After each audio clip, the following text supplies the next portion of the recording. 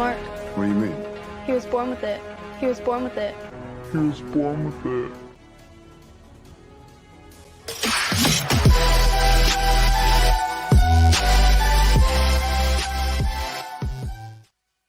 What's going on, everybody? It is Jesse Swift here with a special Flick and Reel What the Show collaboration. We're going to be talking about Mortal Kombat. We're going to kick things off with a 2021 movie watch-along. Let me get this music brought down. We're partying a little too hard this early.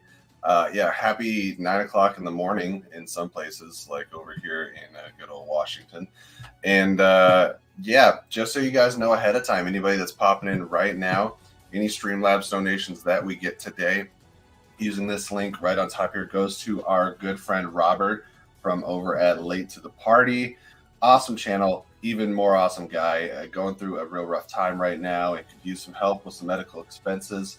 So you can either send it to us and we'll send it to them, or if you want to skip the middleman, which is better for everybody, we do have a GoFundMe link down in the description and also pinned in the chat. So whatever's clever, but if you do use that GoFundMe link, let us know in the comments so I can be like, hey, we had like 6, 7, 8, 9, 90 people donate today, just so I can kind of, give them some of the good news. That would be awesome.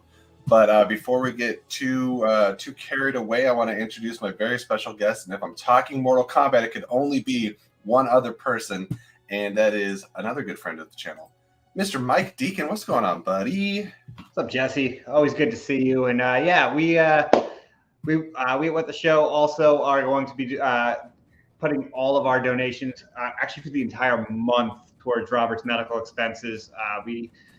We always do that.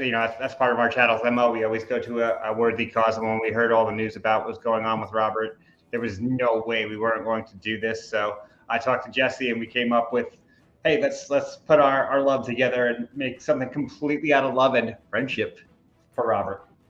Friendship, yes, sir. And I feel like we might be pretty brutal on this watch along, but we'll see. It's nice that, and I don't know exactly where you're at. I remember when it first came out, you were a lot more high on it and a lot more forgiving than I was. I was definitely, and then there seemed to be some falling to the dark side on your end, but I don't know how far you've fallen. So I'm very curious. So here's the thing. I went back and watched because I got into a critic screening actually before a couple of days before it came out. So I saw it before it hit HBO Max, and I realized as I'm doing my spoiler review, I'm like, I am totally shitting on this movie, but I'm like making it positive. And I'm like, I actually realized that I'm like, I did not like this movie. I was just excited because it was the first movie I saw in theaters after the shutdown. And it's one of those funny things. It's like, hey, have you ever gaslit yourself? Pretty much. Oh man, I know that when Mario Brothers came out, a lot of people were trying to be contrarian and retroactively be like, oh, the 90s movie is better. It's like, no. However, I would have more fun watching Armageddon than this movie, and I will say that. Doesn't mean Armageddon's better, because Armageddon is one of the worst movies, but this one's like, it's not great or special, and it's not like bad enough to be fun. I just feel like it's kind of a wah.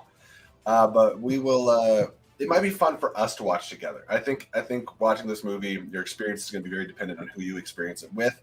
Anyone in the chat right now, Mortal Kombat 2021 is on Max. The art is formerly known as HBO Max. So you can watch with us. We're going to have a timer popped up here, which I could bring up now because that is the next thing that we have coming up here. Timer. There it is. How do we want to do this? Let me find it. Let me find a good layout. Not that. Yeah. Or that. Or that. How about this one? Then where are you? How about this one? That might work.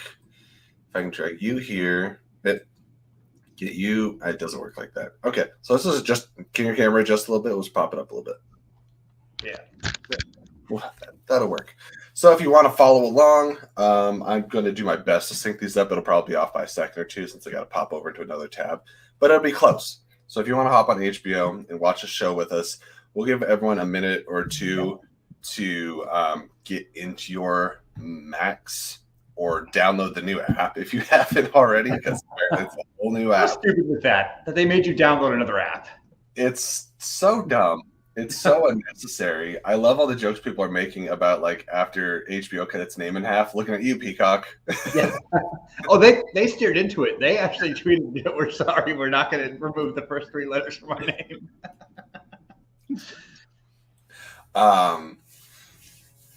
Arizona Armchair. Who is Arizona Armchair? Mike? That's Buck. That's Brendan Buckingham. Oh, hey, Brandon. I haven't seen him in the chat for a little bit. You have He rebranded. Stuff going on after. I mean, we got a busy morning. We got Mortal Kombat aplenty to go through because I didn't even mention after this watch along, we're doing a Mortal Kombat character with a K tier list. It's going to be the first tier list on the Flick and Reel channel, so I'm really excited to dive into that. We're using Mortal Kombat 9, the 2011 kind of reboot game, as a format for the characters because I think it's the best collection of all the characters from the first 3 games. So, Right, yeah, that's perfect. because like once you get into 10 and 11, you got a bunch of people that general audience don't know who this is. Like people aren't familiar with the Combat Kids and like Kotal Khan and all the new Outworld characters. 9 has a lot of recognizable characters. And I did put like a lot of the DLC characters kind of like off to the side because we probably won't be talking about Freddy Krueger and Kratos because like they're just not attached to Mortal Kombat. But anyways, I forgot my drink, my caffeination that I definitely need at 9 o'clock in the morning is in the other room. So I'll give everyone another like 60 seconds to get your Max set up here. And then we'll get started watching this film. I'll be right back. Yeah, and so, while Jesse's getting his drink, Jesse and I have bonded over the years over our love of Mortal Kombat. We've done actually several streams together. You can go back on Video Chronic and find us playing each other, I believe, twice at different Mortal Kombats. And both of us have a long history with the movie. And he was like the first person who reached out to me once he found out that I had seen the movie early. So, what's that? I said you were actually like the first person who reached out to me once you found out I'd seen the movie. I was so curious. Yeah. Okay, Patty says, "Well, stay long because I'm off to watch Across the Spider-Verse." As is Allison. Allison's going to go watch it. I'm seeing it for a second time, 7 o'clock tonight. You were like, if you have not seen Across the Spider-Verse yet, you're going to have quite the opposite reaction of what Jesse and I are about to go through. Yeah. Okay, let me get this pulled up here. We got the timer going. I think the easiest thing would be maybe I should give it. I'm trying to think of set the timer first or the movie first. We'll do the timer first. All right, so we're going to start the timer and then give it about 3 seconds to start the movie. So get synced up, get ready, hover over that play button. Then I'm going to start the timer in 5, 4, 3, 2, 1. We're starting the timer. Going over to my HBO tab here, my Max tab, and go. And it's playing.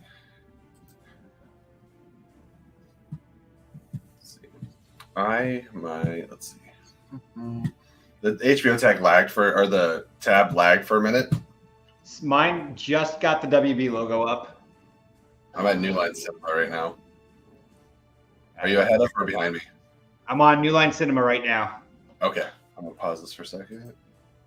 And okay. All right, now I'm on like the tentacles.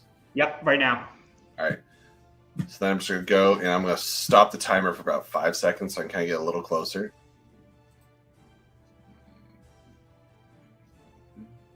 Okay. Does it say how much time is it? Yeah, it's close. It's close. This opening scene is in no way, shape, or form the reason I hate this movie. Oh, no. This is such false advertising. It's so frustrating. Like, Haruki Sanada as Hanzo Hasashi is so good. Mm-hmm. Oh, I just realized I have our background music still on. Let's bump that down a little bit. And, spoilers for games that came out like 12 years ago or so. But they did, and they doubled down on this in Mortal Kombat Legacy, the YouTube series as well. But they kind of botched the the presentation's really good on this opening scene. But the whole story and thing is that it wasn't Sub-Zero. Right. And they could have fixed that. Like obviously this is what you're supposed to be presented with. You're supposed to think it's Sub-Zero. But then later in the movie, Sub-Zero's like, yeah, I did it. And I'm like, no, you didn't. It's supposed to be Quan Chi. That's a whole other thing. I just feel like if you're gonna do the importance of Scorpion being betrayed early on is pretty crucial and important to his story. I do love that they made like his spear, and the reason it's attached to him is as a gardening tool. Yeah, they did this whole intro scene at just the way setting up like a pre like this whole movie is supposed to be like a prequel to the tournament. This works. This part here, this works in that regard. It's just where they go after this. But they say it's Japan, so we're dealing with two human characters, right? Mm-hmm. And one of them is already. But they kind of take stuff away because, like, Sub-Zero is supposed to be a cryomancer, which is magic the Lin Kuei uses. Right. But instead it's like, if you have the tattoo, you have a superpower. And I'm like, well, what about the whole clan of the Lin Kuei? They're all supposed to be cryomancers. That's a fantastic shot right there with the sword going up.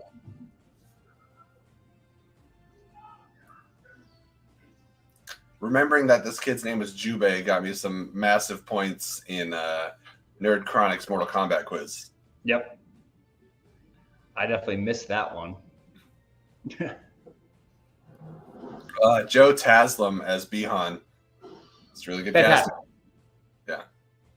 That's one of them that I don't really know if I can imagine somebody playing the role better. He was perfect. But and I do love that they had it be like between the Chinese and the Japanese, kind of having an interesting element to it. But he's very scary. Although, like, at least from my knowledge, what I've seen is Bihan was never evil. He was a dick, right? Like, and he was willing to work with,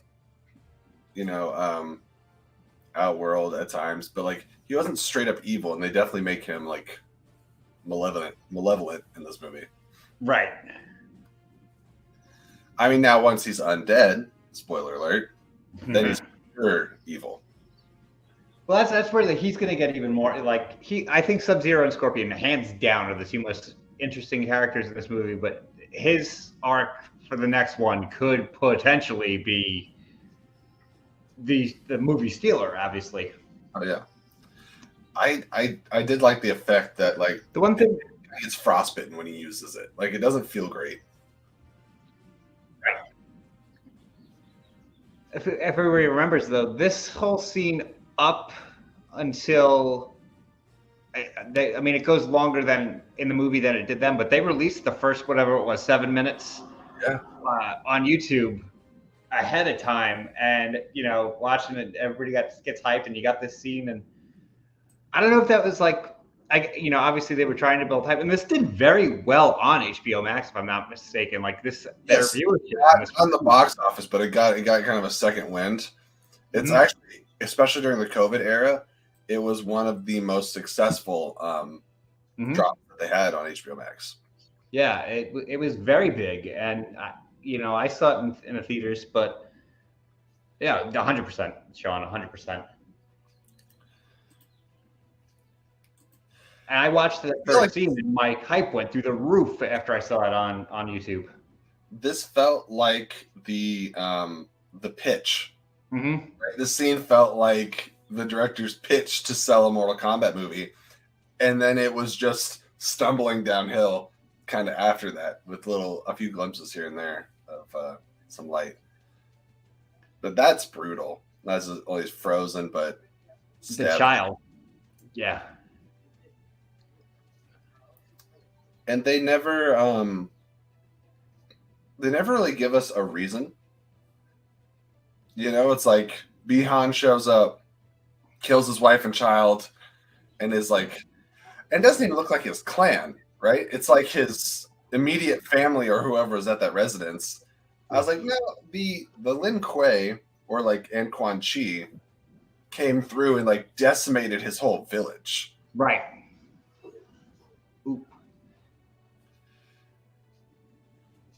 I will say, as cool as this action shot is, I was very underwhelmed with the Lin Kuei themselves.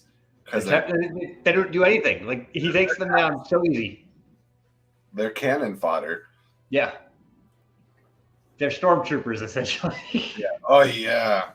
I can watch this scene like 100 times though. Oh, so brutal. It's so good. Oh, wow.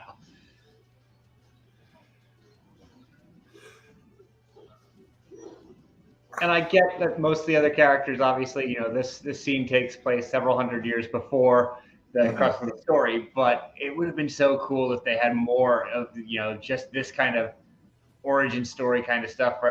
But alas. Well, this is more of the reason. One of the reasons I enjoyed Legacy on YouTube is I think Mortal Kombat would be better served as a show. And if you watch the movie, you could do it at the budget level this movie's at. Right. On Max. Yeah, absolutely. They and going with the idea of Legacy, how they did it, even Conquest back in the day, like Conquest is not a good show. Conquest is, but that's an experience, that show. Yes. Which is on Max, by the way, now. Conquest used to air on like my local station in New York, like 2 a.m. And I actually worked on Saturday nights back then and didn't get home until about then. And I would watch it and be like, this is so dumb. I was like 16 at the time. Like, this is so dumb. The cartoon back in the day that which was syndicated, that was also pretty bad. Can I just say Vaporeon just devastated me? It says this is getting a sequel in D&D, probably isn't. Life's not fair. That's true. However, D&D's budget was about twice as big as this movie. Maybe I'm hoping that D&D gets a push being on Paramount Plus, but the problem is it's on Paramount Plus, which not a lot of people have.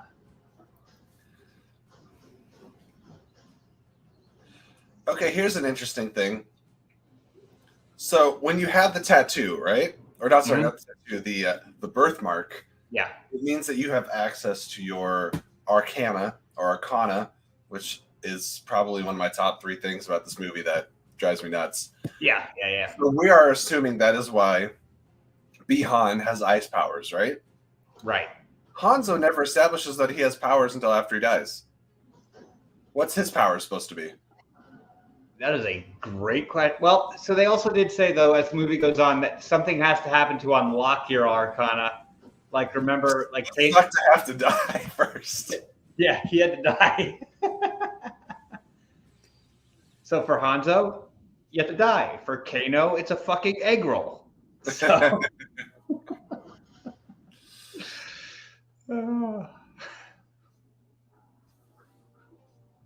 If you're gonna make it that it is legitimately Bi-Han that kills Hanzo, we need a little more backstory, I think.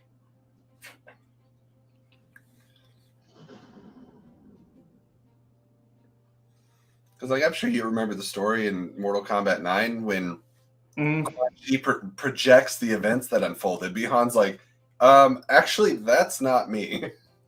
Right. But also, Bi-Han was a jerk the whole time, right? Like, when Raiden told Scorpion, he's like, hey, don't kill him. Scorpion tells Shang Tsung, he's like, I won't kill him. And Bi-Han says, will not or cannot. Like, let's go. So he's a punk. But he's not a child-murdering psychopath, as far as like that, yeah. And for a movie that, like, you know, definitely used 9 as its, you know, origin point of the canon, you would think a little bit. But again, there's so many flaws in this movie that's one of the ones that I'm... Yeah, this is me picking apart like my favorite part of this movie. Wait until we get into some other stuff. And a lot of my Bi-Han problems could have been fixed later in the movie if they did the Quan Chi reveal. But all the way up until killing Bi-Han, he was like, yeah, no, that was me.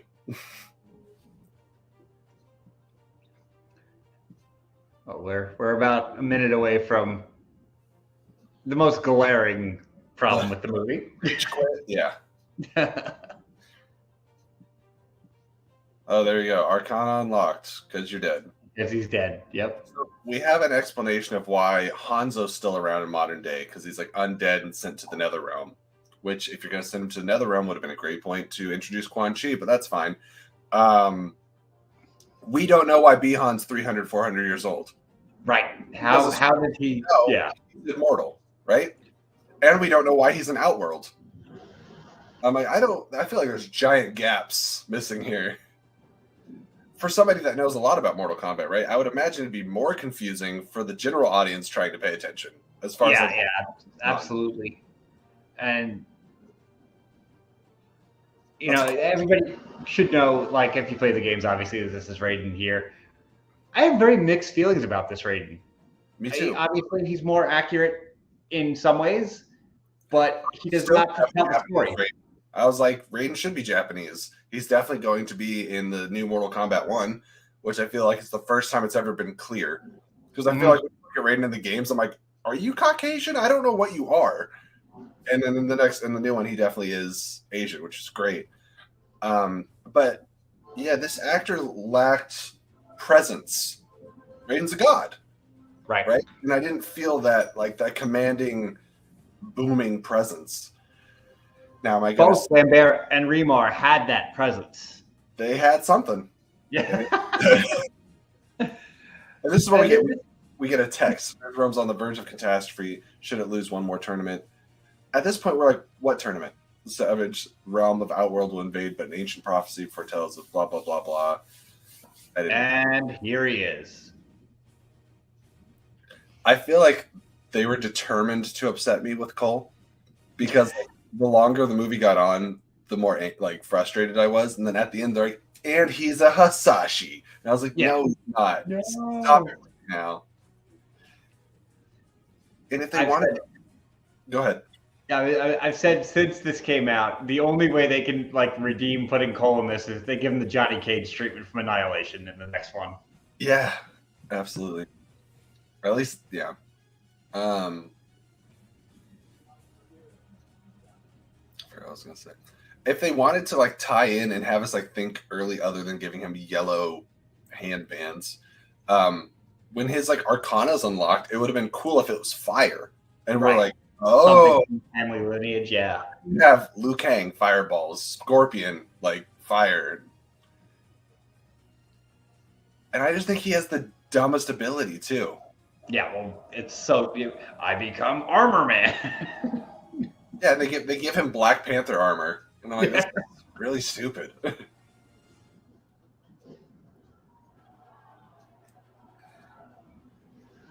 Supposedly he's going to be a playable character or a downloadable character. How much are you just going to whip on him? When I'm learning my fatalities and, like, going through the training mode, it would just be against Cole. I thought McLeod Brooks was really good casting for Jax. Yeah. Just the handling is pretty mediocre. Jax has a decent intro. Like, his introduction into the movie is perfectly fine. But then once you go along, it's like, well, there's another wasted character. I also feel like some of the charm of the Earthrealm characters is lost by the fact that Jax and Sonya know about Mortal Kombat already. Right. I liked both in 9 and the original movie. Shang Tsung, like, teleports them to the island, or tricks them, basically. Yeah. They get kidnapped, and all of a sudden they're like, what's going on? And I love all the Earth, Johnny Cage, Jax, and Sonya not having any clue what's going on. Liu Kang kind of knowing what's going on. And then you have all the Outworld characters that are ready for it. You think back to the 95 movie, and you have the three of them together on the boat, and just, the quippiness first off, but you as the audience, especially if you're somebody who doesn't know Mortal Kombat, are learning with them what they're about to go through. And here it's just, oh yeah, it exists.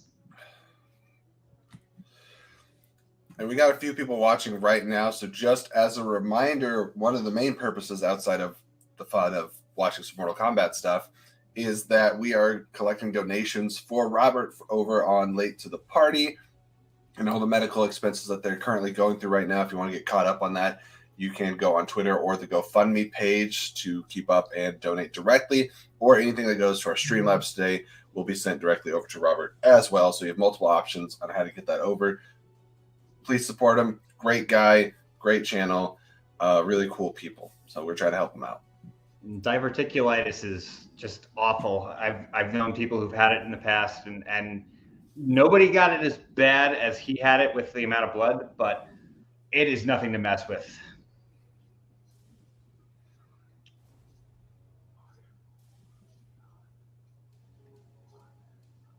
His acting with his eyes is decent there. His eye acting is good. That line delivery is questionable, but it's also like scripted. Like there's no good way to deliver that line. And like what, 300 years later, all of a sudden you're Sub-Zero now? Right. There's no explanation. And this was the thing, like other than the Cole thing, right? When like Lewis Tannis, Cole Turner, or Cole Young, or whatever, and I was like, who? The rest of the casting on paper, I was like, this sounds great. The guy they got for Shang Tsung, but it's the most wooden, basic, nothing performance that's just like hollow. There's no presence. Shang Tsung should have been the most over-the-top character. Obviously, Kano takes the role of that, and you can't write Shang Tsung like that. But everything with Shang Tsung should be grand. And Carrie, is it Takanawa? What's that? Carrie Takaya, I forget how to say his last name. But Carrie definitely from the first movie is so legendary. They brought him in for like Mortal Kombat 11 and for like the face model and stuff.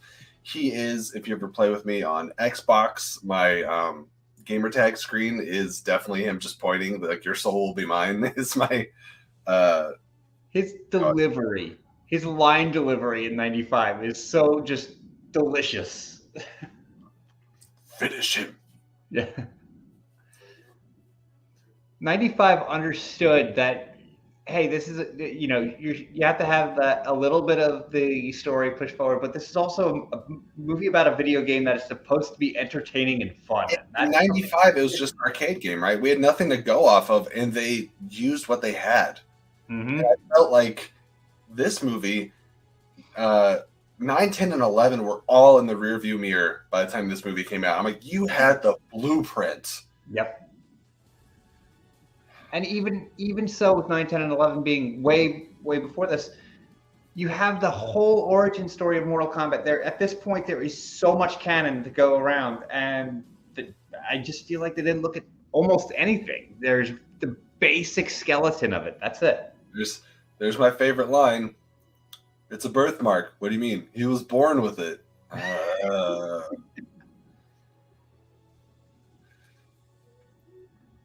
I did appreciate the little Easter egg of it's like, oh, the guy that took out Eddie Tobias. Right. That was a good one. John Tobias. That's a perfect Easter egg. Right. Because it's very not blatant, right? Right. If you know, wink, wink. If you know, you know.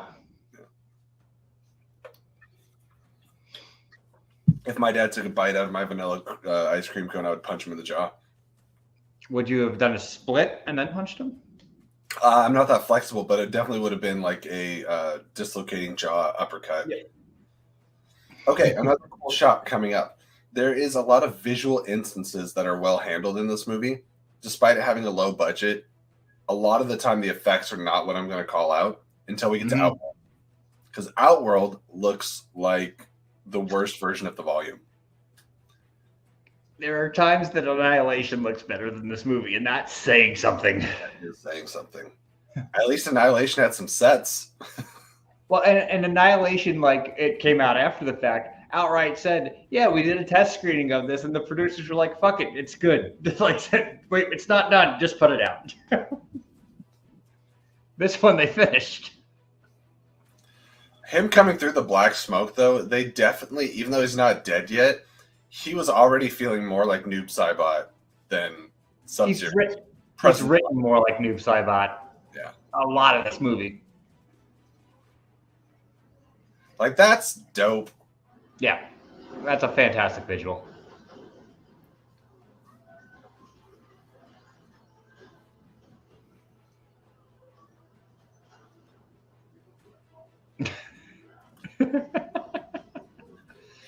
I know, like, I think they talk about special forces a little bit, but I feel like Jax in the games always felt a lot more militant than Sonya. Oh, and Jax, it's so weird comparing the on-screen Jaxes. Like this version almost seems a little too serious at times, whereas Annihilation, Lynn Williams was just such a chewing scenery type action performance. Big thank you to Vapion, Carrie, Hiroyuki Tagawa. Yes. And I need to say that somewhere because the way that you have it broken up there definitely makes it easier. fantastic how you enunciated that. As Thank the you. second I like broke it up, I was like, yeah, that sounds exactly right. Buck saying Jax will always be Jimmy Olsen to me. This one, at least. I never watched Supergirl, but I know that's where he came from. He did get buff for this, though.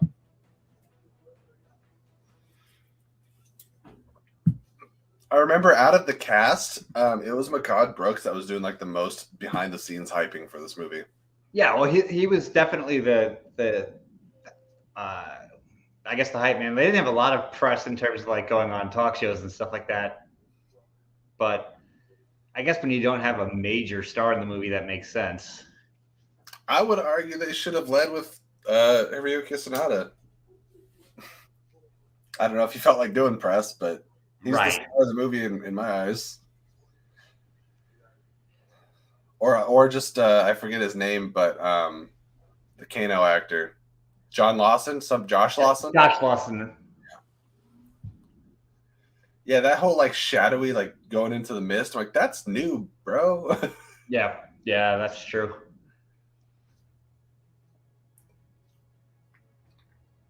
And if they do introduce us to Kuai Liang, who is the second Sub-Zero, for those that don't know, in the next movie, where's he been? And why has he been alive for 300 years? Because there's just so much. My problem is the amount of shortcuts they took with this. You can change things. You don't have to do it completely by the book, but they took a lot of shortcuts that I think are going to ultimately bite them in the ass even further. What you said earlier, like, really does resonate. Like, they should have made this movie like a 9 or 10 episode series on HBO, and then done the movie with the tournament, made that a movie.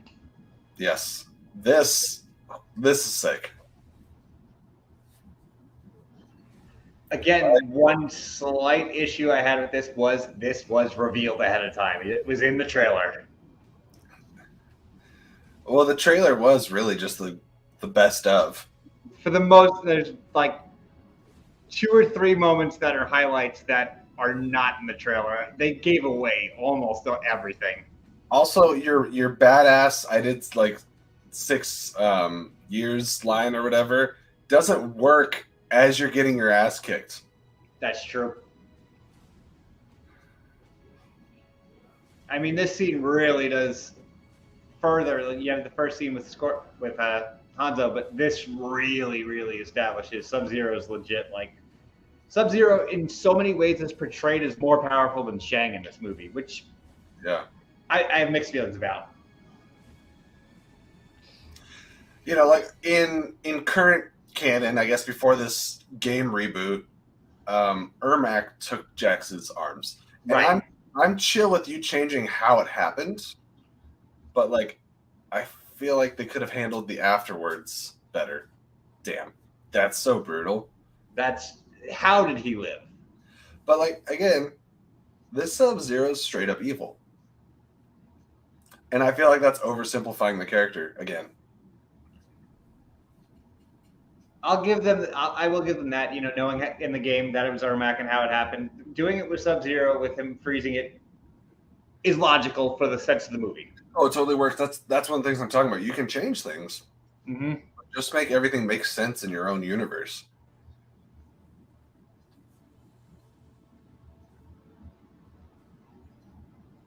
Oh, Cole and his family.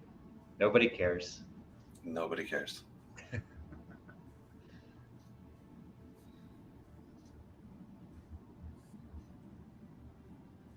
And I feel bad just shitting on the character. So Louis Tan is fine in his performance as Cole, but Cole is unnecessary.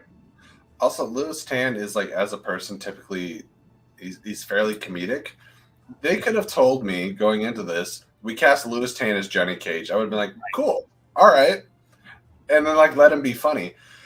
Okay, we have Melina in this movie without Katana, and she gets one shot by Sonya Blade later in the movie. And now we have Katana in the next movie, and they're twins. I don't even think they're the same ethnicity. Right, that's right. And I'm like, you can change ethnicities of these characters if you want to, but the clone should probably be the same. It should have just been the same actress, honestly. It should have been the same actress. They could have brought, I forgot her name, it's Sissy something, I think, that plays Melina. They could have brought her back to be Katana. 100%. Even though Adeline Rudolph, I think, that's playing Katana now, looks perfect.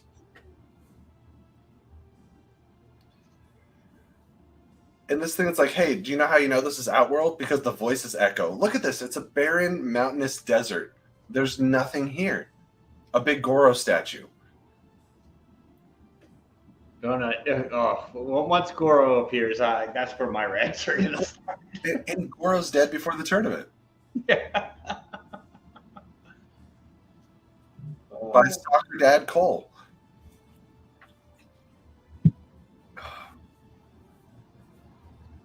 You know what? I totally forgot Reptile was in this movie until right now. Another total waste. I mean, the way Reptile's introduced is kind of cool, but Right. they just completely waste the character in one scene. Although I felt like that in most of the Mortal Kombat games since one. Like Reptile, when the first game originally came out, if you figured out how to play Reptile when it first came out, you were like a god. If you were able to play Reptile when it was just in arcades, or even when it hit home, Super Nintendo and Genesis, if you found Reptile, that was the coolest thing ever. From that point forward, Reptile was kind of just there. The fact that, like, the way to end the fight is like, look, it's like the amount of times that he pulls his sweatshirt down to his stupid freaking birthmark. Sonya Blade is fine only because my expectations for Sonya are always nothing. I mean, Her performance is actually, as Sonya, is more Sonya than either of the first two movies. She's more on brand. She's more Sonya than both previous movies, and also Mortal Kombat 11, because Mortal Kombat 11 is Ronda Rousey. Right. Who is really not an actress. So, no, her Sonya's fine. The weird thing I have, though, is she's, what, maybe 30? Yeah, that sounds Now about right. Carl been playing Johnny Cage, and I was like, if you're try to give me a romantic love interest there, it's not going to feel right.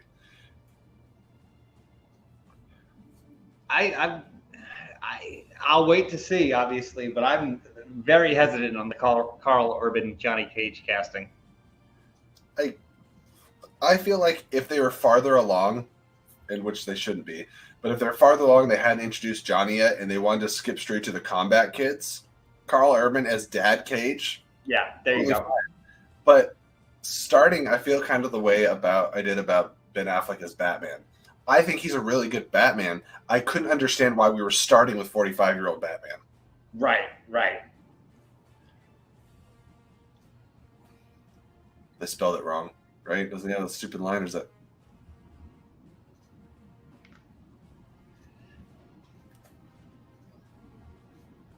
I think a lot of the things, like, for some of the weak points, it's not the actors. It's just the script is so bad.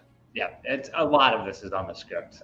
And it's so, like, on the nose, like, hey, you listen to me. I was like, this is such 90s dialogue, but in some ways the 95 movie feels less cheesy in some of this. The 95 movie, by embracing that it's cheesy, makes it less cheesy.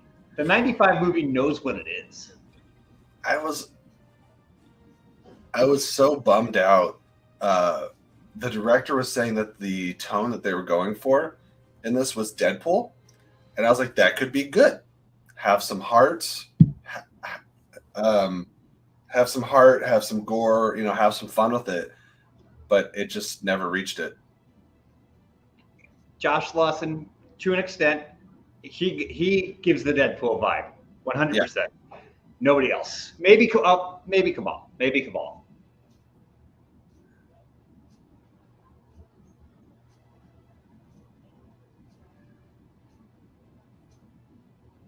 This whole scene, though, so they do the whole foreshadowing about the garden gnome. I'm like, when it comes back, it was almost a groan to me. It's like, oh no, that's how they're gonna do this.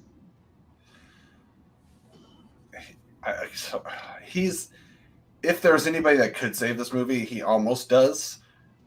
But what's upsetting is, like, the garden gnome to the eye, right? Whatever. That could have been the explanation for why he literally has like half mechanical face. The next one, except it's confirmed that he's dead because that's how she gets her power. Yep, he's dead.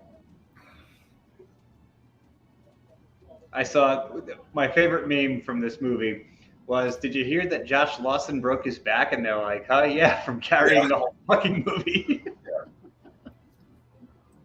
Well, my wife and I reference Kano every day, and it's specifically the line "fucking whoops." Yep. Oh.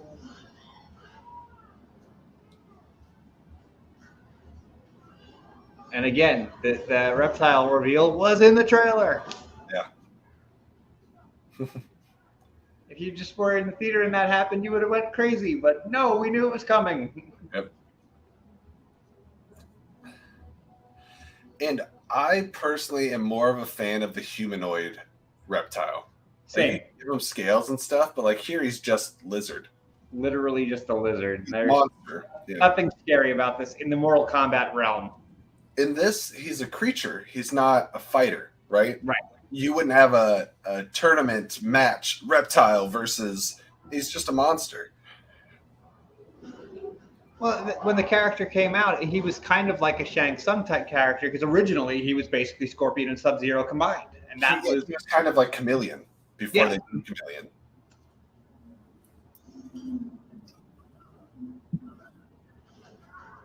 He was, in a way, like, he was a hidden character, but kind of an unofficial boss type character. They just discontinued that immediately.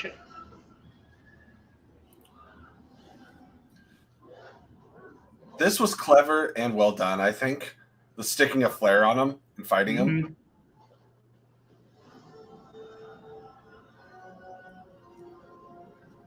But yeah, what is that? CG's not even that bad on it. Right. No, there are times that the special effects in this movie are not bad. You are correct with that, 100%. This scene is cool. But yeah, that's... But just think of the reptile fight against Liu Kang in '95. It's so much better. Other than the really whack CG setup of like the reptile crawling into the skeleton, but that's kind of a cool concept, though. Is like it is a creature that possesses like bodies, kind of, and then the body is his avatar. Right. So that's like here we are, like Kano finally gets his fatality, and first time on camera, and I think that was what the red band. That was how they ended the trailer. I'm pretty sure you're right. I think it was right at the end.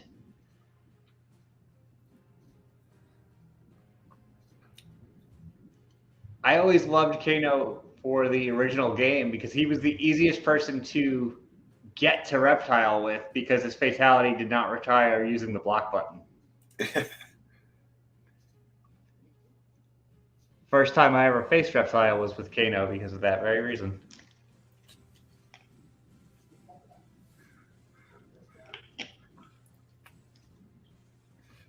It's one of those things where Kano's just on such a different level than the rest of the cast.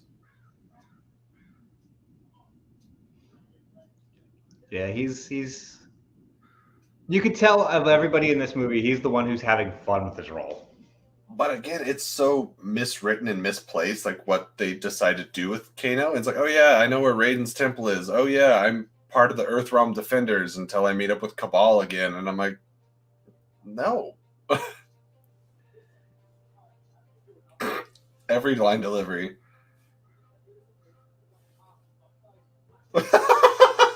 Yeah, he's great. I forgot how hard I laughed at the theater. You can hardly notice. I love that Kano's Australian because of the actor in the first movie. Right, I remember that, yeah. Canonically, he became Australian after that. Kano seems to be like the most fun role for anybody to be cast as because the first movie, both Kanos are fantastic. It is really ironic that I know I'm not the only one, but when the first movie was coming out, all of us were like, Carl Urban should be Kano. Kano already, and now Carl Urban is in it, but it's Johnny, and we're like, Johnny. We got the memo a little late. He would have been a fun Kano, but Josh Lawson is Oh, so Josh- good. Role. Josh is perfect, but just imagine like Billy Butcher as Kano. Yeah, exactly. He would have worked. He would have worked very well.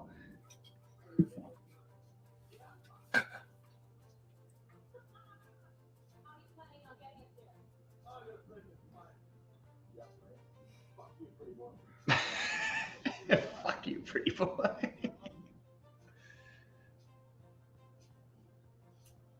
Does he spit on the gnome?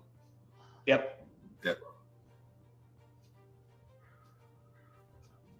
The gnome that will be his downfall.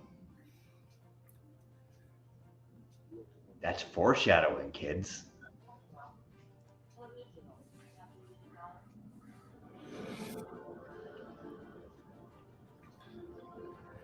I get they have to have an explanation for them getting somewhere, but this whole scene could have been cut. Oh, the plane? Yeah, absolutely. Yeah. You're like, I got a friend. Boop, here I am. Or, just have a line of like, hey, I got friends in low places, and we can fill in the blanks. Him having these like Hanzo flashes, it's just so dumb. It feels so forced. They're like, we have to get Hanzo throughout the film rather than have him just show up again at the end. But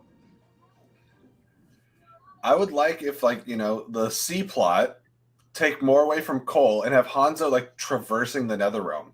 yes, absolutely. And again, talking with talking with the TV concept, you're so on point with that because that like could have been like 6-7 episodes into it. We're going back to Hanzo. Yeah. Well, it's just like once you start doing Hanzo's story, you can't not have Quan Chi. Mm-hmm. I haven't read that he's been cast in. Has there been a Quan Chi cast in the new one? I don't know. I haven't seen a casting announcement. All we have is Tana and Jade right now. Yeah. Which is interesting because they haven't announced who's returning either. That's true. You feel like that would be one of the first things to bring up. We haven't heard of any returning actors.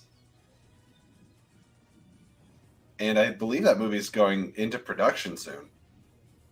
It's in like final pre-production, if I'm not mistaken. Oh, is it already? Yeah. I don't know if they started filming yet, but like final pre-production. Yeah. I forget the exact release date, but I want to say it's like the end of 2024 is what it's penciled in for. Well, this movie had a pretty quick turnaround. Yeah. Which was amazing considering when it was filmed.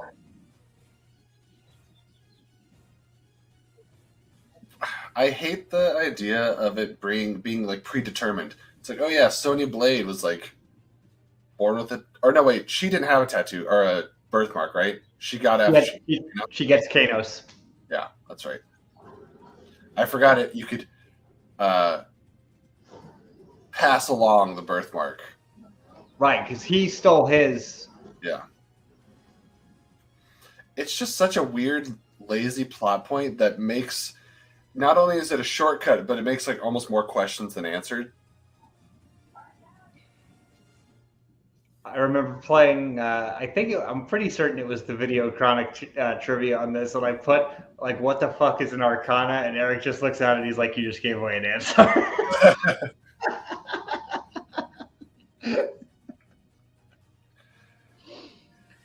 I really didn't want a sequel. I was like, can we get another reboot, like, in a few years? Yeah, the problem with the sequel is they've already set up so many dumb things.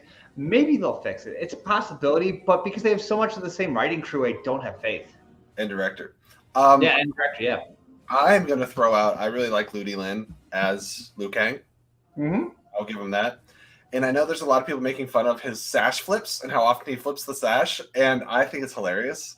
And as far as like us talking about the cheesy things that work, I love his sash flip. I also love that he said, eat shit Kano right away. Yep. No, I definitely like Liu Kang in this as well. I agree with you on that.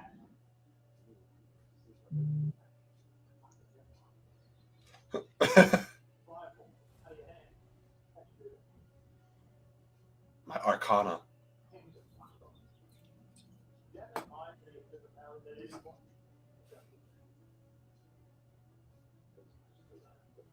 The fuck? I just like a 5-minute collection of like the best of Josh Lawson from this movie. That's all I really need. Fuck.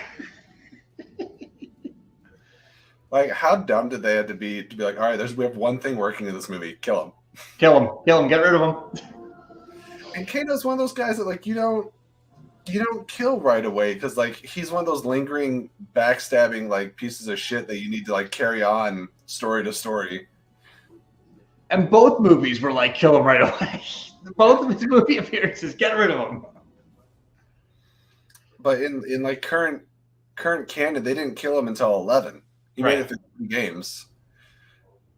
And that makes more sense. Like, you make when he does get, he has to really earn his comeuppance.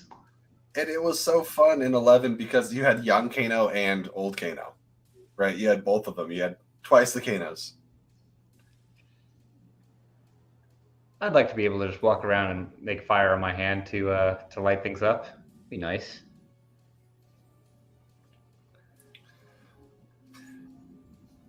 I definitely miss, like you're saying, I love the more ethnically accurate Raiden, but I miss Christopher Lambert just punching.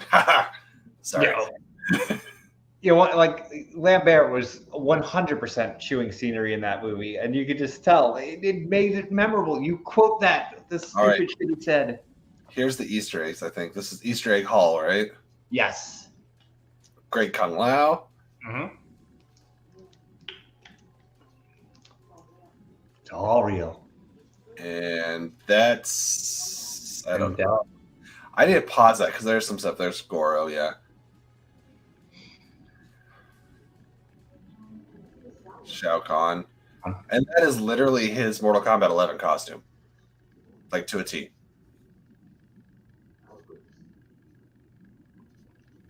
Ludi Lin is very, very good in this role. There's Hanzo. Yep. Flashback time. Yep, there it is. So dumb. We get it. You're connected. That's the other thing is Sash Flip. This movie treats the audience like we're so stupid.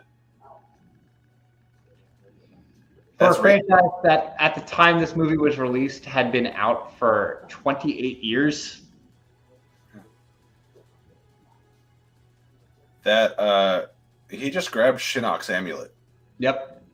That's kind of a big deal. Like if this was Mortal Kombat 10, the shit would have hit the fan. And then Katana's fans back there for some reason. I love how short Liu Kang is and how self-serious he is. God, and I loved, I forget his last name, but Max, the guy that plays Kung Lao. Wow. Great casting. Kung Lao, again, is another one who I thought was great in this movie. I know, let's just kill him too, but... Kung Lao eats shit in every incarnation. Yep. Mortal Kombat 9, he died halfway through the story. Yep. The animated movies that they've been doing recently, the movie that they introduced Kung Lao in, he gets killed right away. He gets ripped in half. And then this movie, he gets killed halfway through the movie.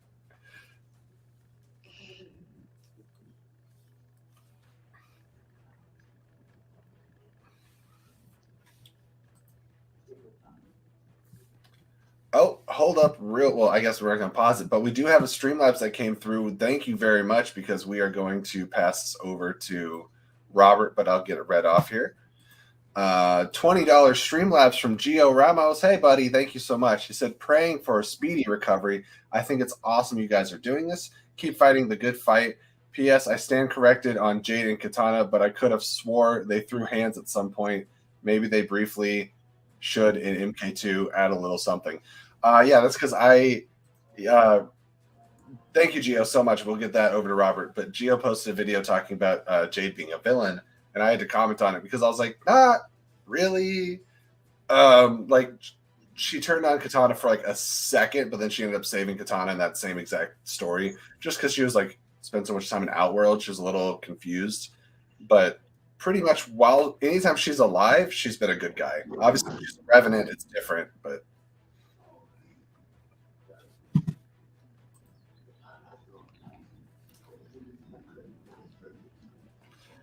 So Kano gets lightning thrown at him, fireballs thrown at him. He's still good. Guardian. Raiden has big teleprompter energy, if you know what I mean. Yes. Like he's just 100%. Or maybe it's totally reading. Maybe it's in the hat, so whenever he like bends his head down, he can read the lines. He can read the lines. He also looks confused with every delivery. The eyes don't do, like I mentioned earlier, Sub-Zero's eyes looking great. Raiden's eyes don't do many favors. No.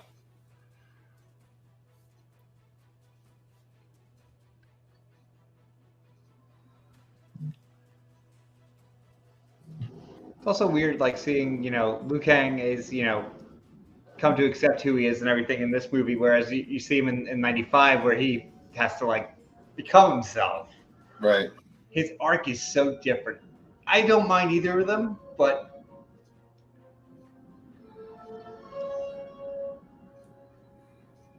so this never pays off. They go with Liu and Bihan, and it never has their follow-up. Right. Hey, there's Kung Lao. Yeah, God, yes. That's so dope. such a good intro.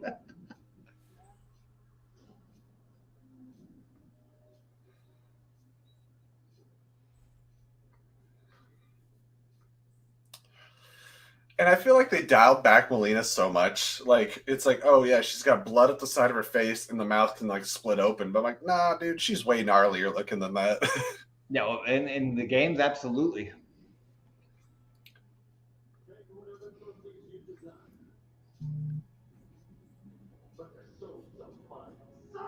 Yeah. I'm sorry, in 95 when we get your soul is mine. Enough. Both of them. Yeah, Shang and Raiden were so much better in that movie. Teleprompter. I'm just gonna keep saying that throughout the movie. Teleprompter. Fucking Kano.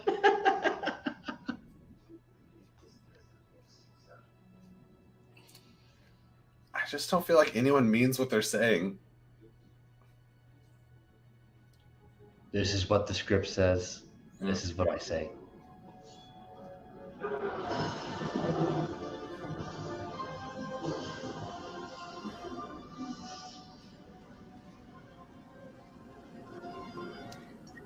Melina just looks messy. Yeah.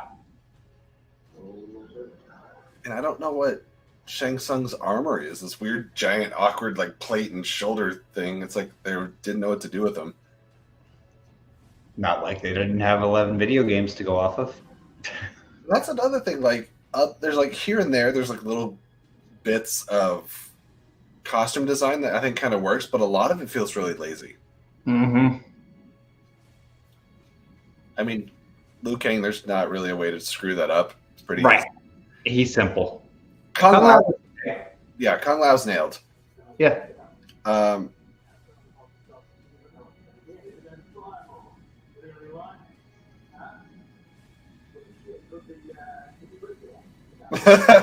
Stop it. And you definitely know that the line delivery of the names was made for the trailer because they had that one trailer where it's like Kung Lao, Sub-Zero. Yep. Mm-hmm. Like nobody says that in that way. The name is Kung Lao.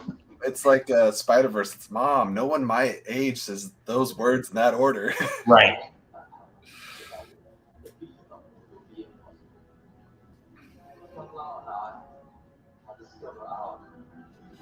Oh, here we go. Arcana. I was already struggling with this movie, but it was around this point where I was starting to have a bad time.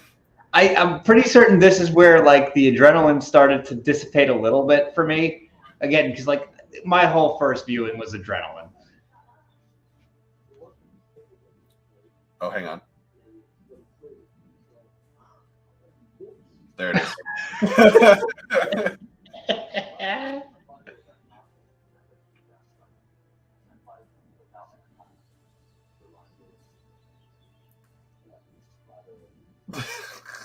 That's why it's so funny to me. He's like, liability to others. yeah, liability. Is it Kano that gets like tripped by Liu Kang by like the 6 low kicks or the sweeps? Oh, he's spamming him. Yeah, totally spamming him. I laughed out loud at that. Oh man, just everything about Kano. Oh, are these his chicken wings?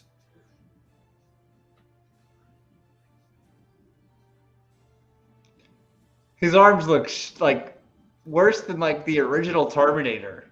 And like, I hope I'm not like overdoing the negativity, but these are monks, right? This is a collection of like monks in the mountains. Where did this like cybernetic technology come from? There You know what would have made real good sense? If when Jax lost his arms, if he was kidnapped by the Lin Kuei and they were starting the cyber initiative and they were working on him, and you know where I'm going with this. Yeah, that's actually not, if you get to do something different, that's clever. I'm telling you, like, a lot of times people like critique stories and be like, I could have written better. I'm never that guy because like I'm not a writer and I'm not a script writer. But like I feel like I'm so passionate about Mortal Kombat, I could have at least mapped out a cohesive story. Or you would have been really good at revising, like a fact checker. Yeah, or I wouldn't say have me write the script, like the lines, but I could format the story. Right, I think it's a good story. Give the blueprint. Occasional changes and stuff, but it would make sense. Yeah.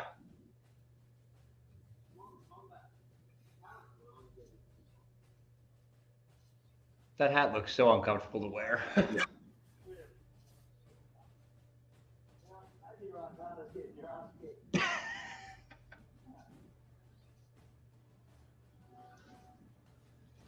Unfortunately, he was right. Ludi has scary muscles in this movie. It's insane how in shape he is. He's got things popping out of places that don't even make sense. We're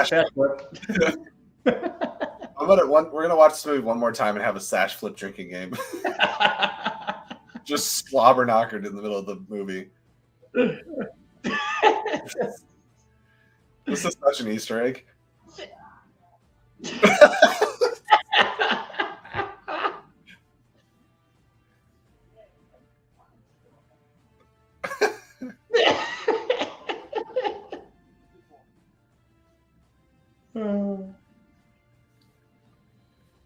Back in the original games, man, that was so annoying. Thank you, Vapion. I just checked the chat. Max Huang or Huang, I'm not sure exactly how to pronounce it, but for Kung Lao. Yes, I think when she said, I think it's Wang.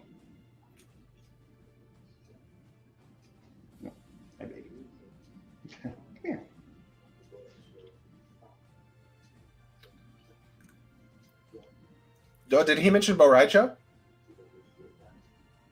I think he just said Master Bo Raicho picked him up off the streets. Huh.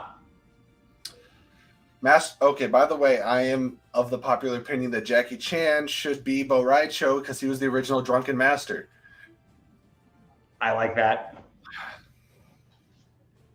I like that a lot.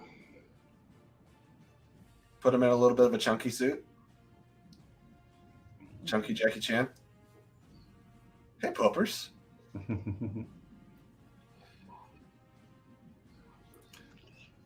I can't be the only one who was watching this scene in theaters. I kept going, kiss. Now, kiss.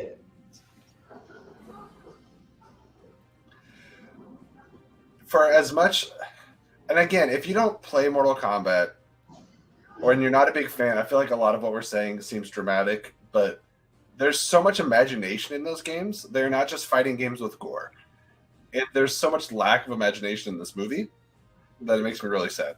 And this movie is so simplified, even compared to the old, the original concept. The original concept was way more vibrant than this.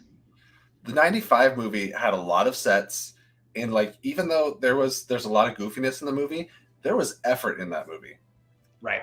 And were Sub-Zero and Scorpion very simplified? Yeah, but it was 1995. It was an arcade game. And when push came to shove back then, neither of their stories were super fleshed out. You knew them from title cards at the beginning and end of the game. And the only thing that didn't make sense is that they gave Scorpion the snake thing. I was like, what is this? But they both had such cool fight scenes that people kind of forgave it. Yeah. Scorpion versus Johnny Cage is probably the best fight in that entire movie. And then that had both Scorpion doing the toasty thing, and it also had the Johnny Cage fan signature at the end. Simultaneously, pretty much. And then Liu Kang did kill Sub-Zero with a bucket of water, though, which is really funny. The element that brings life. But yeah, they brought Kuai Liang briefly into the second movie for like a scene, and they had the Smoke in Cyrax, I think. Definitely Cyrax. So Sector is not in Annihilation. So I feel like there's a black robot. Was Smoke in there? Smoke was in there. They're not in the same scene. Right. No, Smoke fights Sub-Zero. Yeah, Smoke fights Sub-Zero, and Cyrax fights Sonya and Jack. Yeah. No egg roll.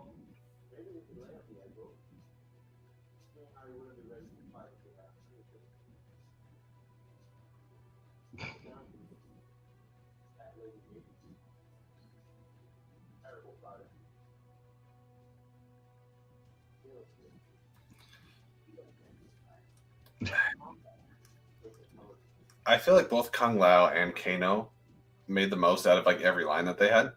Oh yeah, the two actors, both of them took the script and made it what it should have been. If everyone else took their approach, this might have been a much more, it would have been campier, but it would have been a lot more fun.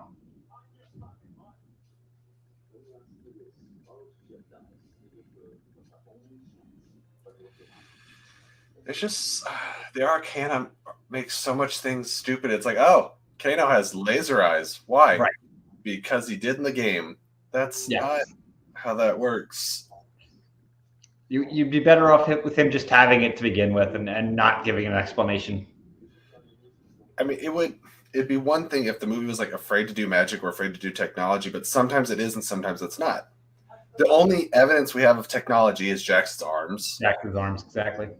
And then like we have like Sub-Zero's got like magic and stuff, and there's magic in Outworld, so we know it exists, so we don't have to have this Arcana excuse.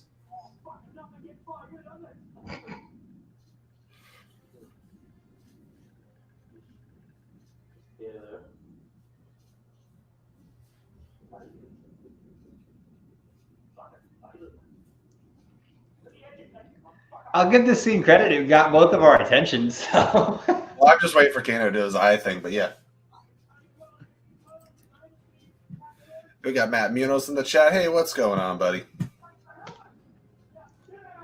We are watching Mortal Kombat 2021, and we are roughly an hour into the movie. And if you want to watch along with us, you can pop over onto Max, previously known as HBO Max. The one to watch HBO. Yeah. And now it's just the one to watch. They took the HBO off of that, too. It'd be funny if they would have left it on. The place to watch HBO on Max.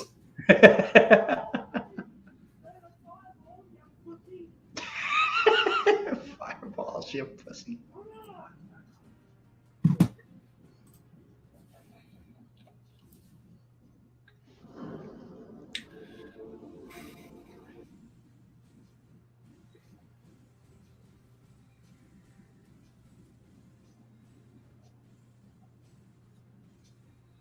And that's a very classic Liu Kang look. Mm-hmm. That's going back to, was it 3? Probably. And it's honestly pretty close to what he's wearing now in the new one. In 1. Fire God Liu Kang.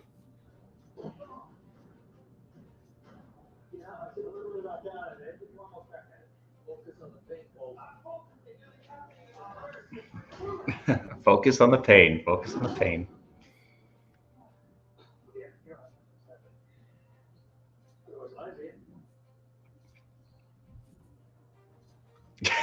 Teleprompter. Yep. And a cell phone in Mortal Kombat.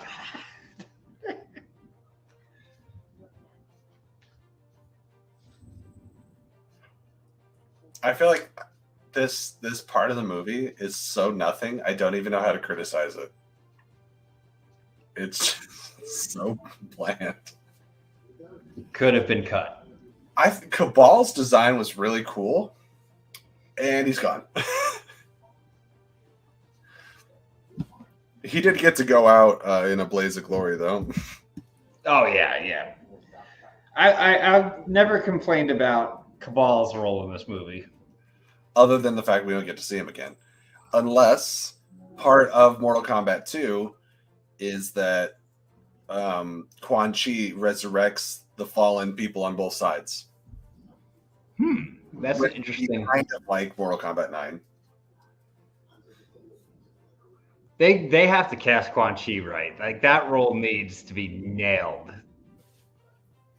Tony Todd, do it. And here's your backstory of Hanzo lineage. And Kano has it too. Nobody wondered why everyone's getting born with the same dragon mark until now.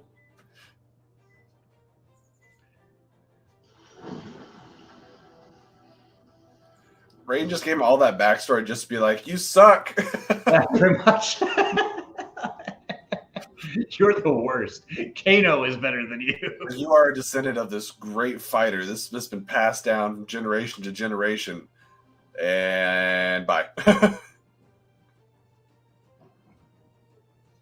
And this leads to shortly my least favorite scene in the movie. That's magical. Goro got killed by a girl in a truck and an axe. Oh, here's Natara, just here so that we could get a fatality. It is the best fatality, and Reiko. Yeah, Her fatality. Cabal. Natara does get the best. You know, she is killed better than anybody else. Yes. The Great Hunter, I don't believe you. You can't just say things and then give us nothing. Oh, they did give Cabal some really terrible lines. But the delivery on his terrible lines are so good. I don't understand why they made Reiko like so like he literally goes like cross-eyed when he's fighting Jax. He's like Reiko is just cannon fodder. Just like he is there to be killed. Yeah. Even more so than Natara. Natara gets to fly around. Reiko is literally just there to get killed. Well, it's like once everyone starts getting their Arcana, they all get to do one thing, right? Yep. Sonya gets it. She one-shots Melina. Jax, like a couple punches in, kills Reiko.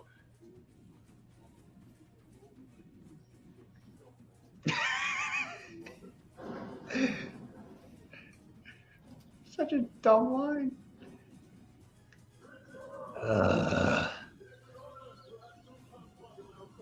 Why was he in this movie? Why? Should have just left him out. I don't know why he was in the movie, and then also he's just like, "Oh, Prince Goro, it's nice to have you on our side." Wait, you mean the Mortal Kombat champion? Like, yeah, the champion of Outworld.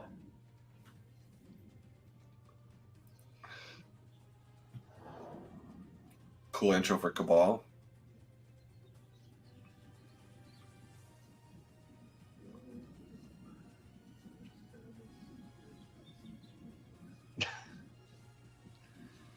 Give me a prequel with these two. Yeah. I want that more than a sequel.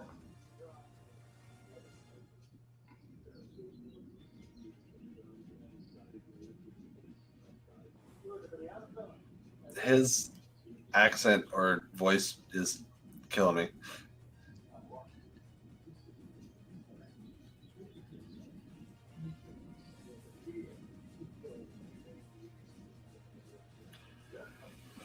The I this am. like exposition. I am the Senate. Yeah. It's like back and forth exposition rings so hollow. Because again, what was funny to me is it seemed like the general audience seemed to like this movie more than like the Mortal Kombat fans did. And I'm confused as to how, because I'm trying to put myself in the shoes of somebody that knows nothing about Mortal Kombat and watching this. And I feel like every 5 seconds I'd be like, what are they talking about? I think a lot of it has to do with they did fatalities, like, for the general public. Like the first 2 movies, they didn't do any fatalities. This one they did. I mean, that's the only thing I can really think of. I guess they just set the bar so low for their expectations. But we've been playing the games for the last several years that have like 6 hours of cutscenes or whatever, Right. and we've been getting the cinematic experience through that. Which is better than this? Yeah, much.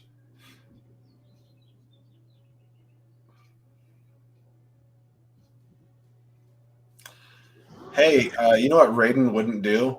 Leave his staff chilling on the wall. Yeah, of course he would. Kano got his egg roll.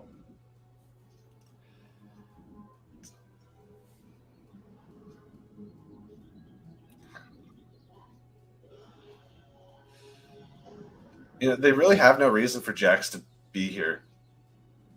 Other than Look at his arms. He looks like C-3PO from the Phantom Menace.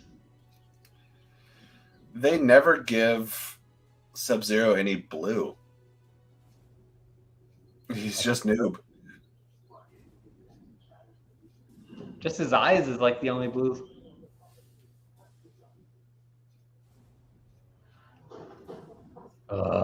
Here you go, Mike.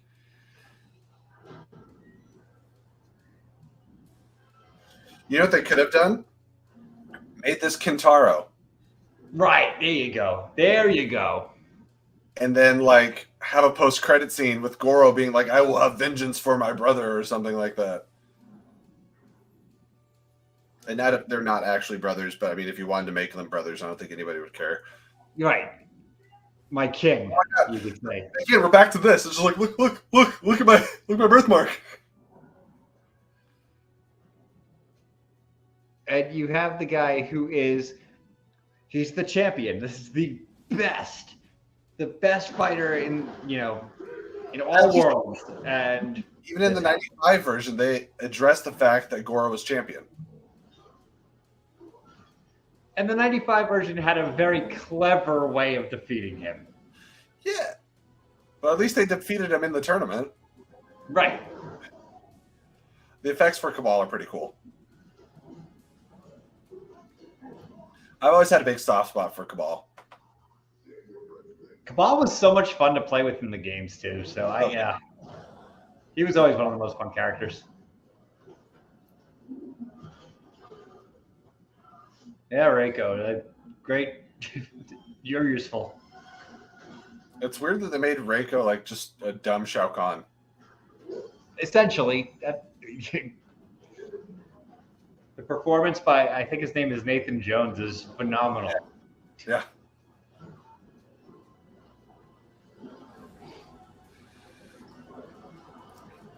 It would have been quite the clever plot twist if they have us believe that Cole's the main character and then kill him in this Goro scene. That would have proven, what Goro is supposed to be.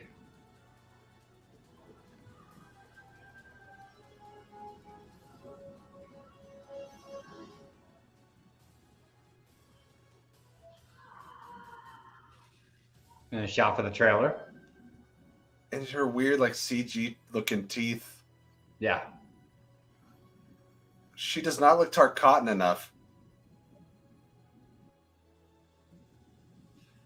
And the choice to just make everyone from Outworld have, like, echoey voices is real dumb.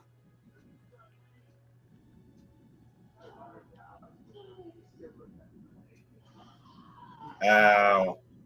Yeah, that's vicious.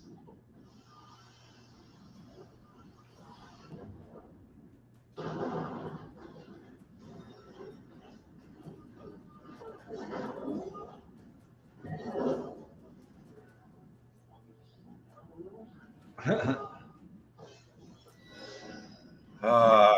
Lao had all the that head movement looked like Greedo in the Lucas editions. It did, yes. So Natara just flies around.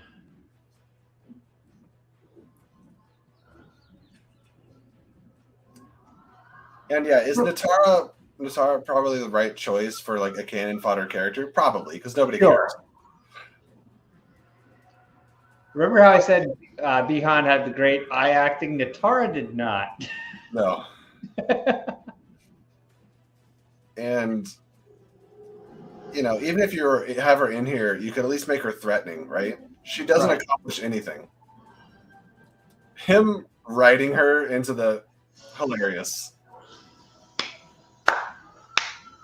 And just I mean, it's the best moment of the movie.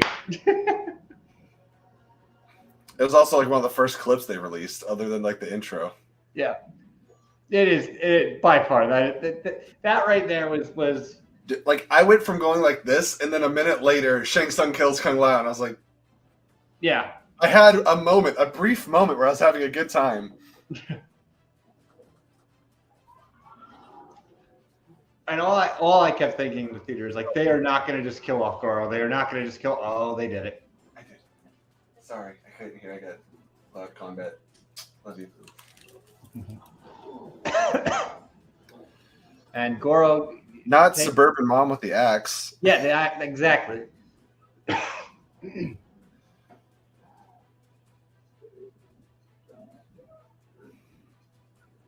I like claymation Goro better. I do too. Well, he wasn't even claymation; he was an animatronic. Animatronic Goro. Yeah, you're right. They built him.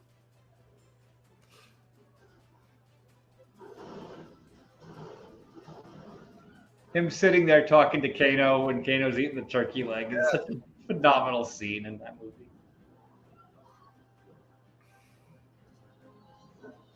Oh my gosh. Here it is. This is the dumbest thing. Armor. That's how that fight should have gone. That should have been the end of it. You should have just decapitated him right there with the car door.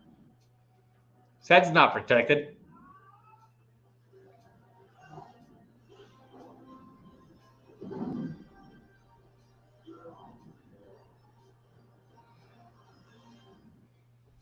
I just realized they played a little bit of the Mortal Kombat theme right there. Just the hair of it, yeah. Oh, I want to see. Seems like a weird thing to pay attention to, but in Mortal Kombat Armageddon, okay, no, the Goro design, he had 2 sets of nipples, and it was the weirdest thing. Like he had 2 pecs, and then they go back and look at that. When they did, I think Mortal Kombat 9 and 10, they went to this design. But yeah, in Armageddon, he's got 4 nipples.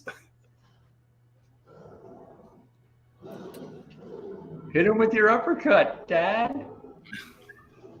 Oh God, I forgot about that line. That is the wrong kind of Easter egg. Yeah.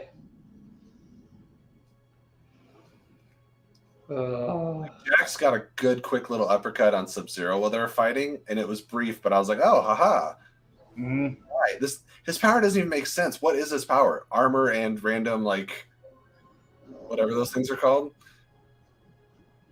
The name of the weapon, I couldn't tell you that. Tonfas? Is that right? They had them in Soul Calibur. I think they were called Tonfas. And all right, so this is where I started getting pissed in the theater. Outright pissed. If anyone's gonna beat, oh my gosh, if anyone's gonna beat Goro, it's got to be Liu or somebody that matters. Liu or Cage. That's or maybe Kung Lao. One of those 3. That's it. And you can give him a gory death, but have it be earned, not freaking cold blow. And it's not even anywhere near the tournament. It's on Earth outside of his house. Right, in the backyard. Yeah. At that point, I was just like, nope.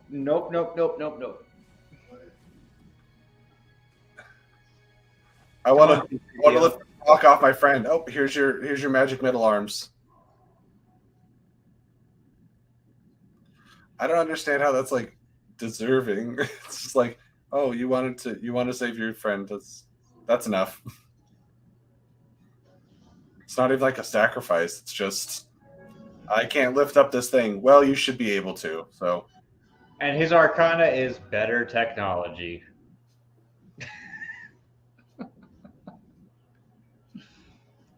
I'm super strong.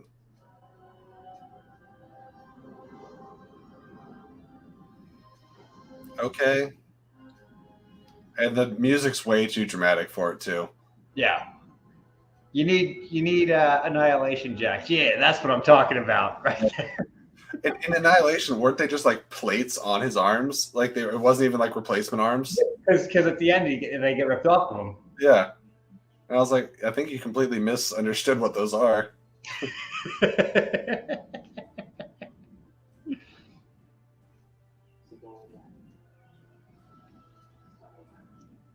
But there's like a difference, Annihilation is a bad movie, but it's a perfectly bad movie. This is a frustratingly bad movie. Oh my gosh. This is the dumbest thing ever. He brings Cole and Shang Tsung's like, no, impossible. I'm like, bro, he's the biggest like loser in this movie. He can't even win an MMA fight. Yeah, and then Sub-Zero's like, no, grandkid. Wrecked.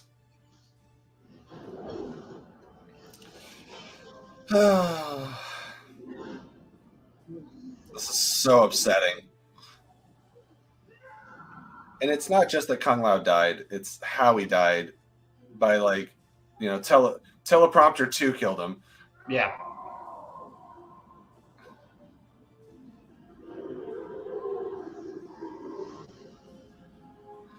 Kung Lao didn't even get to fight in the tournament. Right. Actually, he didn't fight anybody. He killed Natara. That wasn't a fight. Yeah, she attacked him and he just immediately killed her. And not the slow motion from Liu Kang. No. No. The end.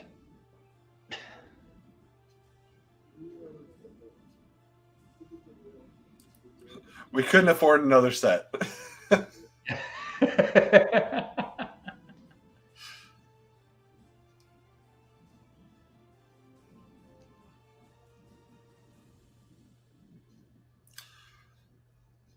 I get frustrated with video game adaptations when it feels like they've heard of this video game and not like actually played it. Yep. Like Last of Us, obviously passion, right? Mm-hmm. They made changes, but they're passionate about the material. Any Uwe Boll movie. Yeah. I gotta. This void scene seems like a good opportunity to do so, but I have to run to the restroom real quick. Gotcha. Yeah, I think I'll do the same, actually.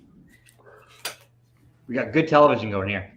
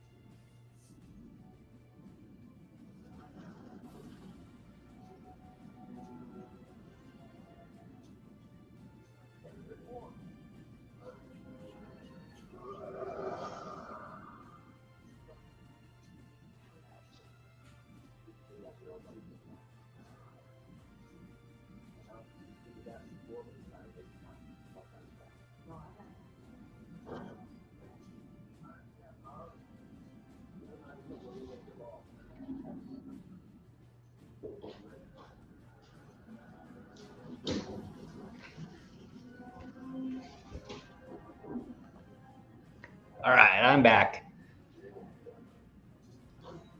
All right, so this scene is what it is. You know, they set up. They're all getting separated into their fights. The Liu Kang and Cabal one is fun. The rest of them, not so much.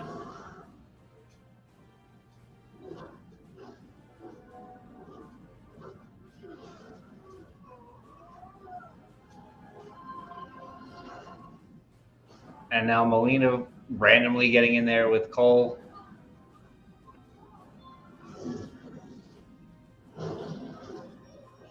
I don't know. There's definitely some mistakes made here, and here's old Rico just to grunt and yell and moan and die.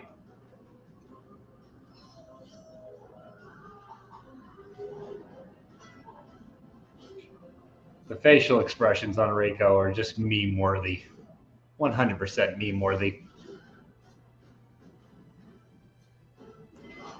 And here's the thing. This is set pretty clearly on what's supposed to be the pit. It is very clearly the pit, and they don't utilize the pit. I mean, the fatality is fun, but what the hell was the point?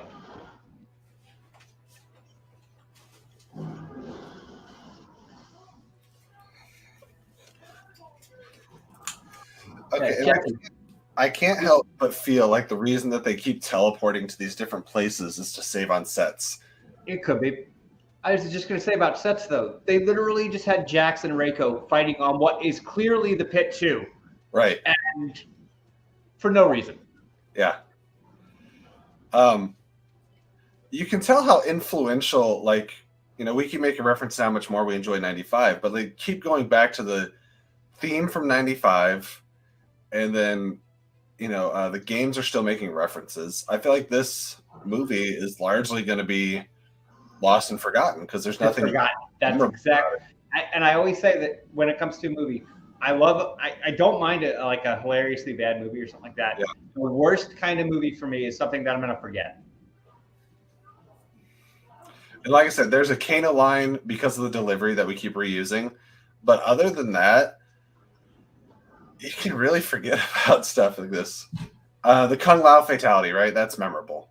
That's the one thing I will always remember about this movie. So there's 5 seconds of this movie that I'll remember.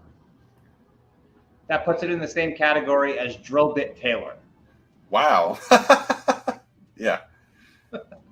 And many other Owen Wilson movies.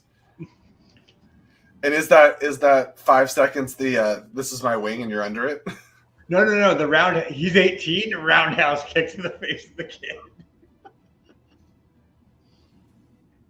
See, they could have had us think that he was dead, right? And then like that's why in the sequel he has like a half reconstructed face. But nope, she got the mark, so he dead. And again, she doesn't just like shoot pink energy out of her hands. She has like device things, right? Technology. Yeah. Oh.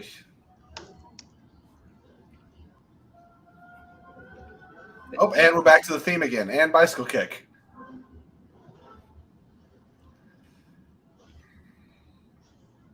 You know, they're doing the quick cuts and stuff like that. I almost wish they had just stayed with Lou and Cabal.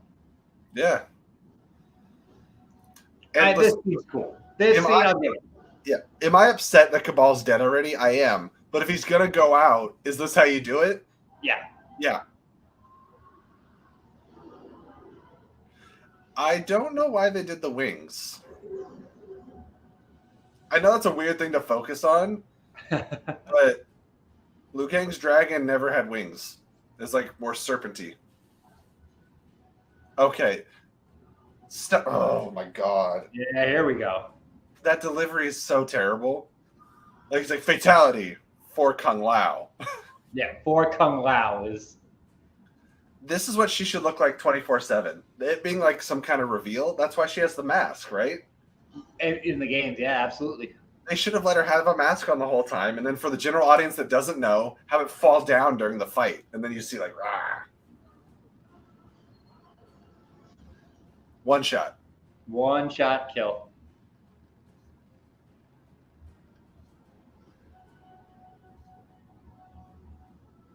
Cool, I have pink magic bands now. It doesn't even make sense.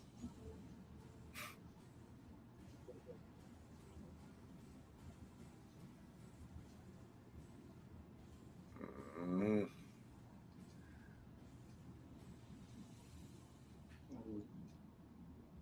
Going right back to the Young family.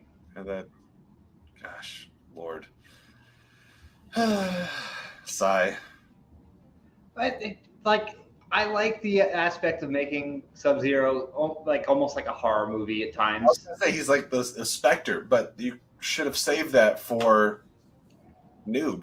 They could have even done like in the opening fight where they like kind of kill each other, right? They both deal fatal blows, and then Right. Bihan and Hanzo effectively both die, and Sub-Zero and Scorpion are born. That would explain both of them being immortal, I like that.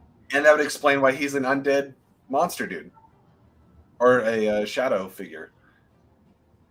And instead of going back to his house, they go to the gym for reasons. That design here, I'll give a 9 out of 10. Reason for it looking like this.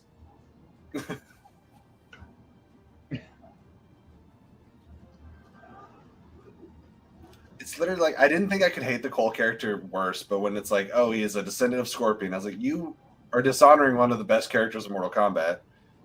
And you're stupid. We're going to talk about that in a little while. There's a strong argument for the best character. I will say, a huge Scorpion fan. I am kind of jacked that the logo art or the cover art for Mortal Kombat 1 is Liu Kang, because Liu Kang's also like he's the unsung main character of the franchise, or Johnny. He's supposed to like he's never part of the focal advertising or anything, but he is kind of the main protagonist. When I think of the heroes of Earthrealm, I think of Liu Kang. Right. Scorpion's just like the coolest character. Yeah. Get over here. Hell yeah. Oh, this line, when he said it, I cheered. Yeah. I mean, yes, I cheered when he said that in the theater. And the dun, dun, dun, dun, dun, dun, dun, yeah. Pretty much any time the two of these two are on screen together, the movie is at its peak. And yeah, the line's cool. The fact they let him say in Japanese, I've risen from hell to kill you. That's awesome. But Kause. They just don't talk about Netherrealm. Like, I feel like Netherrealm needs some explanation. Yeah, people who didn't know the game would think it's just he's in hell, which essentially it is. But it is, but it's Mortal Kombat hell. Yeah. Him getting kicked into the blade that was stuck in the ground is also really cool. Oh, I forgot about how often he does this shit. Right? Yeah, well, yeah. It's off. It's on. It's off. It's on.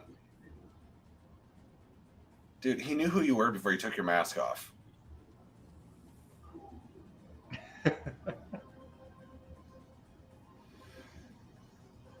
And then they end this fight with Scorpion being like, basically, I can rest now. You carry on the bloodline.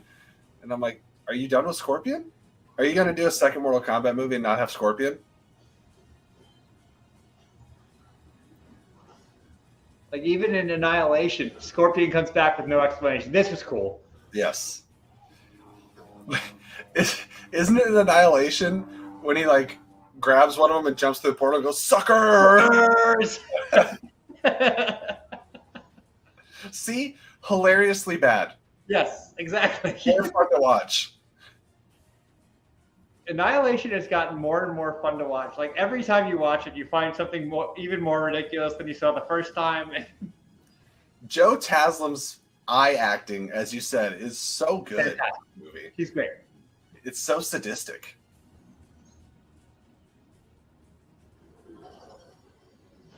Ice Clone, nice. Ice Clone throwback goes back to, was that 2 or 3 the first time? I think it was 3 the first time he did that.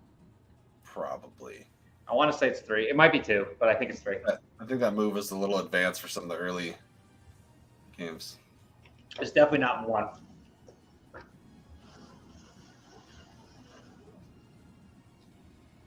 I hate that we had to interrupt this fight for stupid hop-in. It's like every time I start having a good time, I stop having a good time.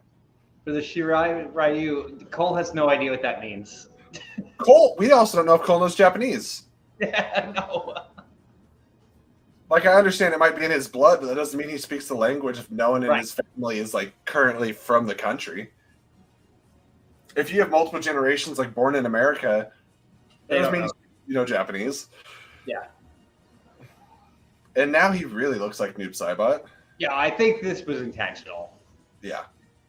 That part there was, the rest of the outfit, I don't know if that was, but this, they are definitely steering into it.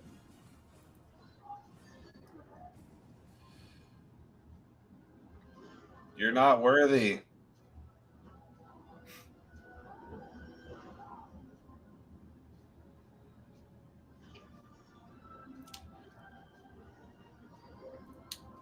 Cole had nothing to do with Sub-Zero other than like him capturing his family, I guess. But like, it's such a personal vendetta.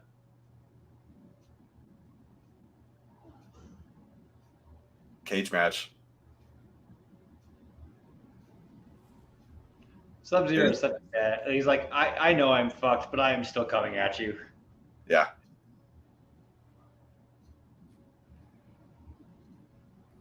For the Lin Kuei, what? Nothing happened to them.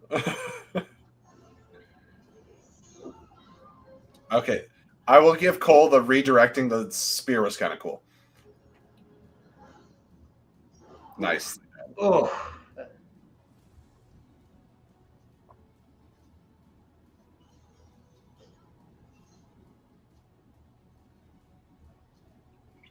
And then we get Toasty. Yeah, well, everyone was waiting for this. Although, as much as I enjoyed like the callback to Toasty, Scorpion's had so many like sick fatalities since then that I'm like, it's the iconic one. It's arguably the most iconic fatality in the whole series. It might not be the best, but it's the one most people associate. It's between this and Sub-Zero spine rip. Yeah, the spine rip is my personal favorite, but.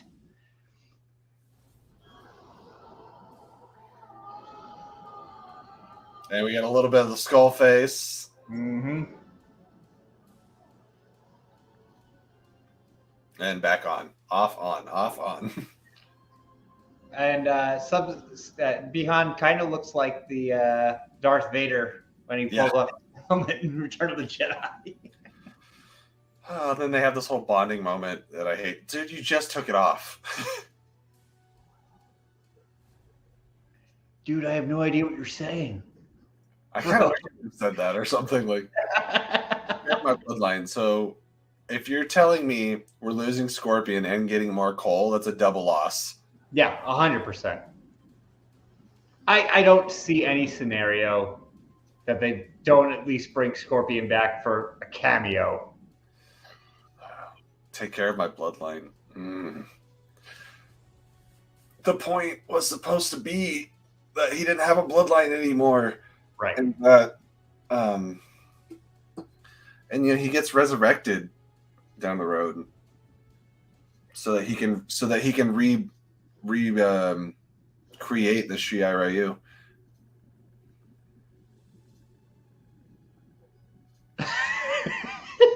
These are my friends.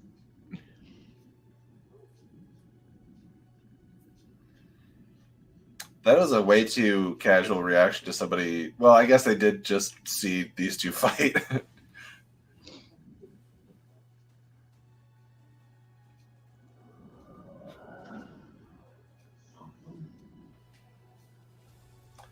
I think he does have a line about like death being temporary or something like that.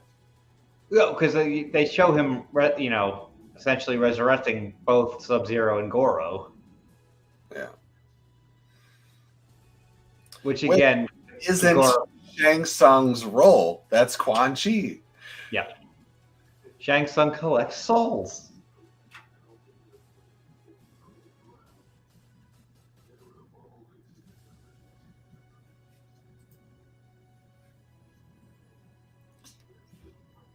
Oh, Vapion did say Tonfa's Nightwing uses them. Thank you. Yep. Yep, the another portal thing. Do they grab Kano? I don't think they show Kano. They should. Yeah.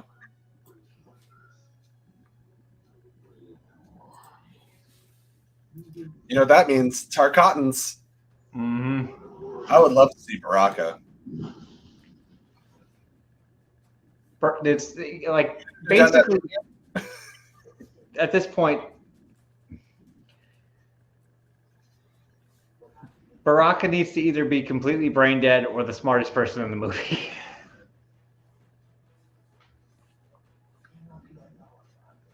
Knowing them, he's going to be brain dead. Teleprompter.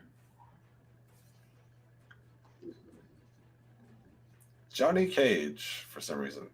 I mean, not for some.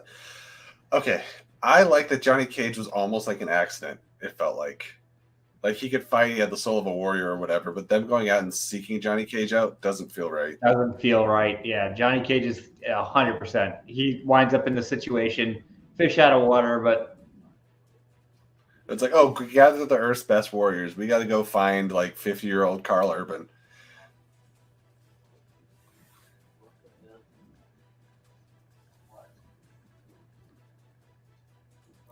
This should have been a post-credit scene, honestly.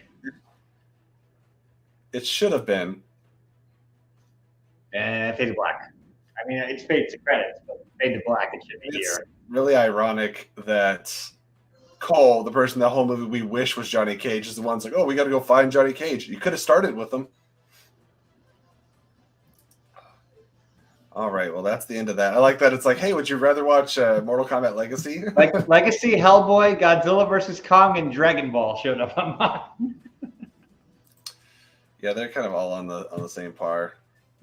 Dude, I really like, I'm going to stop this timer here, Hiroyuki Sanada, but also the actor they had, I forget his name, but for Scorpion in Legacy, it's really good. Oh, yeah.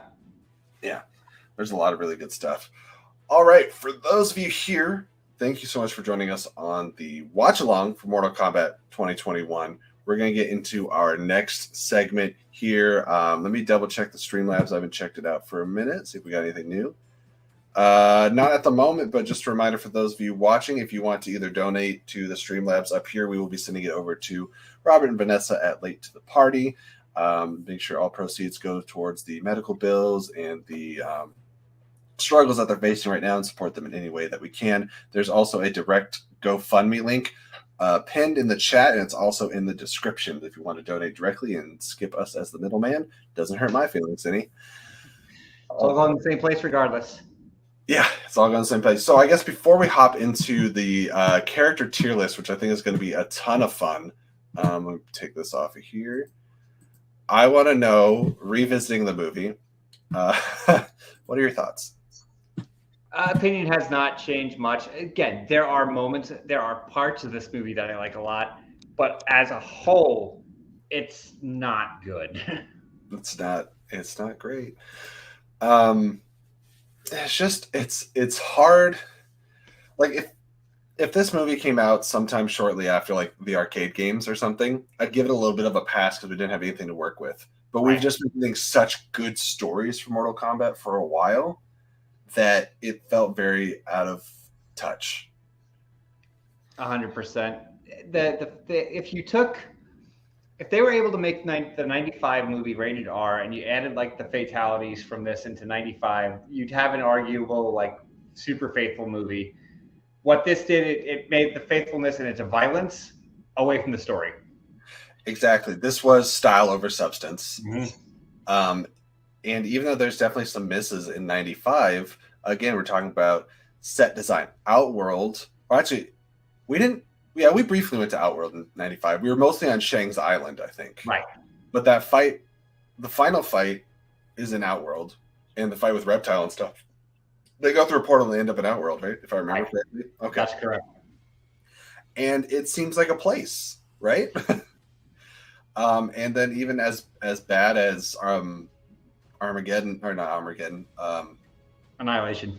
Annihilation. I always get those titles confused. It's similar. They did something, you know. And but Annihilation again is like entertainingly bad.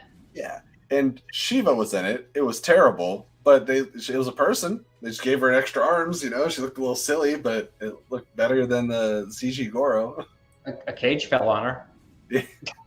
And it wasn't Ermac in that movie, but like he didn't do anything. But there was the Red Ninja. Oh, yeah. And then you had Kintaro or Motaro. Motaro. Yeah. Which is funny. I just watched the 30 for 30 documentary about American gladiators, and he was an American gladiator. Two of them are. Saber was too, and he's talking about Mortal Kombat like it's the highlight of his life. You know what? And what was it? Oh, the other ones I was trying to think of. Oh, Nightwolf, just for the sake of animalities. Find your animality. Your animality. We're going to talk about Nightwolf. You bet. We're going to talk about Nightwolf because he is in Mortal Kombat 9. Anyways, thank you so much for joining us. Haskell in the chat. Facts. Mike, the opening is great. After that, oof, so many people praising this film as being so awesome, action-packed, etc. Then I watched it. Did I see the same thing they did? Dude, that was my thought too. I tried out to the phrase, you know, I've heard is yuck on people's yums, and people were having a good time with this movie. But Mortal Kombat's also one of the like handful of things that's special to me, right? Obviously. There's a lot of things that I'm really excited about. There's DC Comics, and I'm very protective of Batman, Mortal Kombat, Dune, you know. So there's a couple things that I'm going to be a little bit more of a stickler about than others. Fast franchise, not for me, but if you love it, awesome. I'm happy for you, right? Like that's not what time to go after. But Mortal Kombat, I do take exception to, and you can find multiple like 2-hour long rants from me on various people's channels from a couple of years ago, starting with Alex and Molly Damon, right? Couple different videos on there. There's no actual Mortal Kombat, as Haskell says. Yeah, a major gripe. There, yeah. All right, let's bring up this. I got the tier on here. And how many characters are in this? Like it's in the 40s, right? Not in this. Let's see. 1, 2, 3, 4, 5, 6, 7, 8, 9, 10, 11, 12, 13, 14 times 2, 28, 29, 30 Mortal Kombat characters. Okay, that's not bad. DLCs, yeah. I just want to make sure that I want to save some of the big ones for a little later. So like Scorpion down there and Sub-Zero down there. Yeah, this I think this order is okay. So obviously we have Noob Saibot on this list. And I'll bring it up in a second. When we do Noob, I'm going to take it as the Bihan character. Okay. Right? And then when we get to Sub-Zero, I'm going to call it Sub-Zero 2. Okay. Obviously, we have Cyber Sub-Zero on here as well. That is a Mortal Kombat 9 specific character. So if we want to talk about it, we can, or I can slip him down with the DLC. Up to you. Do you have enough opinions to talk about Cyber? I mean, it was an interesting idea. I'm just deciding where to put him off the list or on the list. I would say like he's either like a lot of times when we do tier list on our show, we have a category. It's like we can't rank this. Like we just put something silly. That's kind of where he belongs. Okay, I'm gonna put him down for now with Kruger and Kratos because we're not really talking about this. All right, let me bring this up here. We regularly call that the PLD category. All right, bring that up here. And I'm gonna close the stopwatch off my tabs. All right. Tier ranking. I'm excited for this. Please let us know what tier you think these characters should be in. If you are in the chat here, love to. It's gonna be interesting because if we disagree, we're gonna have to find a happy medium, and maybe you guys in the chat will be our tiebreakers. All right, let's bring this up here. Perfect. That's what I want to see. I'm gonna scroll down a little bit so that the S tier is a little more visible. Here we go. That's good. 5 tiers. So 6 characters per tier. Yeah, do we have an F tier on here? No, we don't. Okay, so it just goes to D. That's fine. All right, so let's start off with the one of the initial canon fodders, definitely in the first few games. Baraka, where are we putting the character? He gets beat. Like, Baraka never has a story campaign. Yeah. I mean, he loses every match. But we have, a cool design. We got the blade arms and stuff. He is a constant since... Is it Mortal Kombat 2 or 3? 3. No, 2. 2. 2. All right, I'm gonna see. Do we have anybody? We got Sean in chat. S tier, all of them. What are you thinking? I'm thinking D. He's easily going to be in the bottom tier, I think. I think there's characters worse than Baraka. I want to argue for C, because then there's still 3 tiers above him, and he's a constant that I always want to be in the game. That's the thing. I always want Baraka. He's fun to play as. He's fun to play as too, and I feel like that gives him. We're kind of putting everything into the mix for our rankings, right? Like gameplay, overall story, and stuff. And like story-wise, D. But playing him's a lot of fun, and he's a regular you always want to see back. You can put him in C for now, and if we have to downgrade him, we downgrade him. Okay, if we have too many C list ones, we'll put him exactly. Down.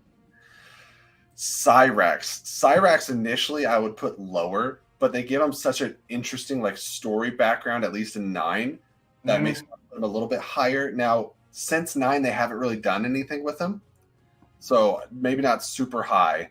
But he might be around the same, or maybe even a B if we're going all the way up to S.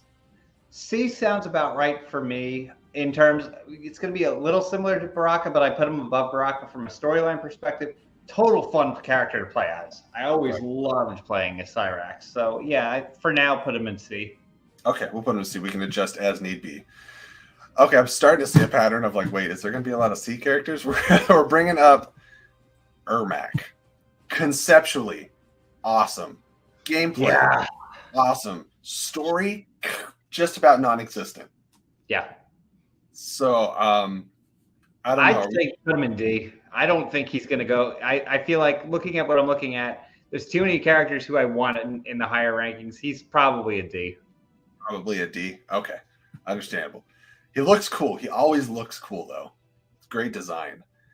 All right, Jade, who's been kind of reduced to just being a revenant the last couple games, but you get your Donatello character, right? You get the bow staff, which is a lot of fun. Where do we think Jade's falling? All 4 of these are like so similar. Yeah, C or D. It's C or D. I'm gonna lean. She's probably gonna wind up in D in the end because there's so many cool characters coming up. But again, we can move her. I like Jade. And at least, I mean, she got to do something in 9, but the problem with a lot of these characters is like since 9, what have they done, right? Yeah. And I know that obviously there's games before 9, but I gotta go off the current timeline. It's easiest to go off because it was a nice fresh start. Do you remember how you played against Jade in the original Mortal Kombat 2? No. You had to win 50 matches in a row.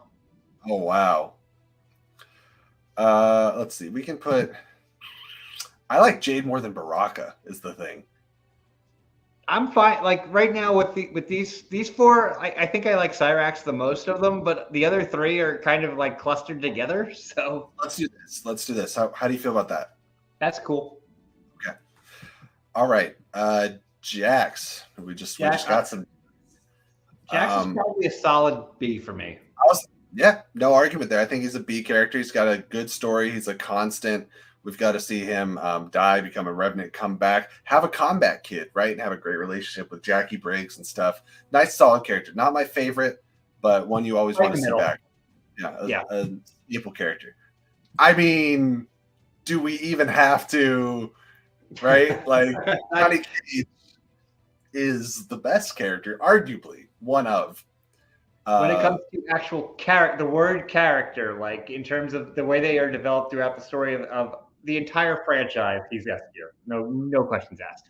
And 10 is Mortal Kombat 10 is the Cage game between Cassie and Johnny. 11 had a lot of Johnny Cage, and I think his interactions with his younger self are some of my favorite in that story. He's so much fun. Johnny Cage is just like the most fun. He's the comic relief that you always need. It's good. Yeah. Okay. S tier, no questions asked. No questions asked. And then also Lyndon Ashby in the 95, I think also kind of helped really make that character. Cabal. Design. Excellent. Gameplay. Excellent. They gave him some story in 9 that was kind of fun. Watch him go from being like a cop with Stryker to like being, joining the Earthrealm Defenders until Sindel wiped him out. I feel like a C. That's probably about right there, I think. I have him above Baraka and Ermac for Yeah. gameplay, design, and for like everything. He's cool. That sounds good to me. All right. Kano. What do we think about Kano? Kano is probably going to be, in the long run, I think he's going to be bottom A or top of B. I think I'm comfortable putting him at B right now. He's another one. You want him in every game. You want him in every movie. He's a real fun character to hate. He's real garbage. Not one of my favorite characters to play as, though. Right. He's one of the more boring players to play as in all of them. There's never been a Mortal Kombat game that he's been fun to play as. We'll put him in B, and if we have to adjust, we can adjust him. Okay. For me, I think I'm pulling up an A tier character. He hasn't been in a lot of games. He's been in a couple. He wasn't in 11, but Kenshi. A lot of people, wanted Keanu Reeves as Kenshi in a Mortal Kombat movie. The Blind Swordsman, is it a little stereotypical? Sure. Dude, Donnie Yen, he loves playing Blind Swordsman. There you go. Let's go. But no, I really like Kenshi. Telepath, telekinetic. He's got a lot of cool, fairly simple design, but a fun one. And then he's got a combat kit too. Takeda Takashi, or I forget his last name. What do you think for Kenshi? He's a little bit B or like low B, high C is probably where he's going to wind up. I have a hunch. Okay. I'm feeling B for right now. If we get enough characters that we like, I like Kenshi more than Kano. Well, I don't know. Kano's so classic though, so maybe not. Right. Kenshi is one of the only real 3D era characters that I think has made an impact. That we like to see come back. Okay, this next one's hard not to be biased because she's in everything, right? Yeah. And she's got some really good story. But I don't know if she's my favorite. I feel like she's a staple, but arguably, I don't know. Do you have an instinctual feeling? Would you put her high? She's gonna be right in the same conversation as Jax for me. I think feel so. Like right around Jax. I guess I'd go Jax just above her. Just above her. Yeah. Are we doing order in row? I've never done a tier list, or we just do. You do them in order because you might have to bump somebody to a lower tier, so you would call the last person. Cabal over Jade, then, yeah. Yeah, that's fair. Okay. Cabal or Cyrax? Ooh, I like Cyrax more. I like the way connection. Baraka or Ermac? Baraka over Ermac, I think. Yeah. We're currently Ermac on the bottom. Yeah, Ermac will be last at the moment. Johnny's not going anywhere. He's glued there. All right. Despite dying in every incarnation and always going out like a punk, do we like Kung Lao, and how much do we like him? I'm actually kind of just thinking right now about the characters of who belongs in what tier, because I think if I was just outright ranking the characters, he's probably about 11 or 12. So you're talking high. I'm okay with putting him in A for now, but I think he might fall to B. He's going to go in B.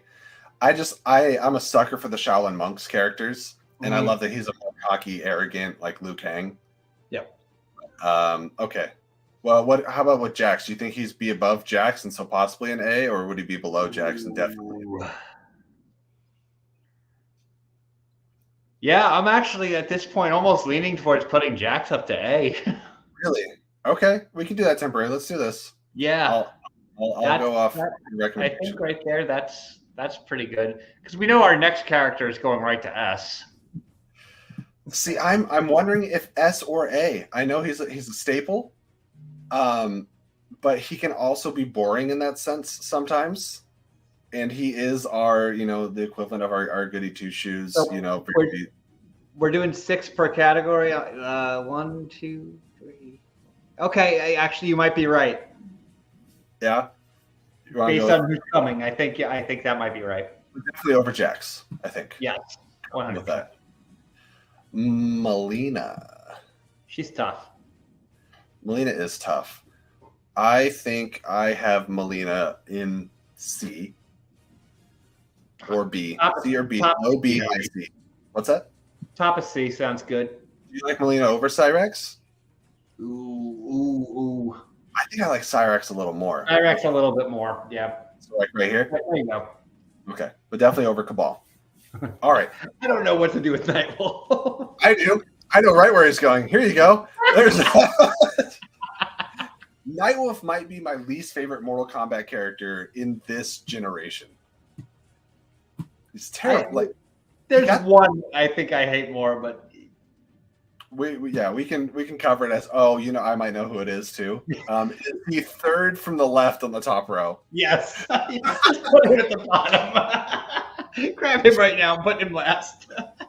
We're just gonna. There he is. 100% correct. His special feature is gun. He's got guns, grenades, and a taser. There's a reason that we didn't want him back. Yeah. When 10 was coming out, Ed Boon's like, "Hey, who from 9 do you want to come back?" And everyone's like, "As long as you don't put Stryker in it." No Stryker. Stryker ever again. What a waste of a character slot. I was rewatching the cutscenes from 9, and I straight up forgot he was in the game. No, it's so bad. He's always been terrible in everyone he's been in. His own chapter. Circling back to Nightwolf for a second, Nightwolf got the killing blow in one of the most important moments of 9, but God, he's a nothing character. Yeah, he's totally often kind of almost an insensitive stereotype in a lot of ways. It's like, this is an American character, and it's like, I don't know. All right, Bihan, Noob Saibot, the original Sub-Zero, up, right? He's up a ways. I think an A tier, but low A tier for me. He was always my favorite to play as. I loved playing as Sub-Zero. Playing as Sub-Zero or playing as Noob? Because for gameplay-wise, I'm going to go off of... That's true. Noob was always he was a spam character for so many games. But I feel like he's got a really interesting start story-wise, but once he becomes Noob, the interest kind of wanes. That's true.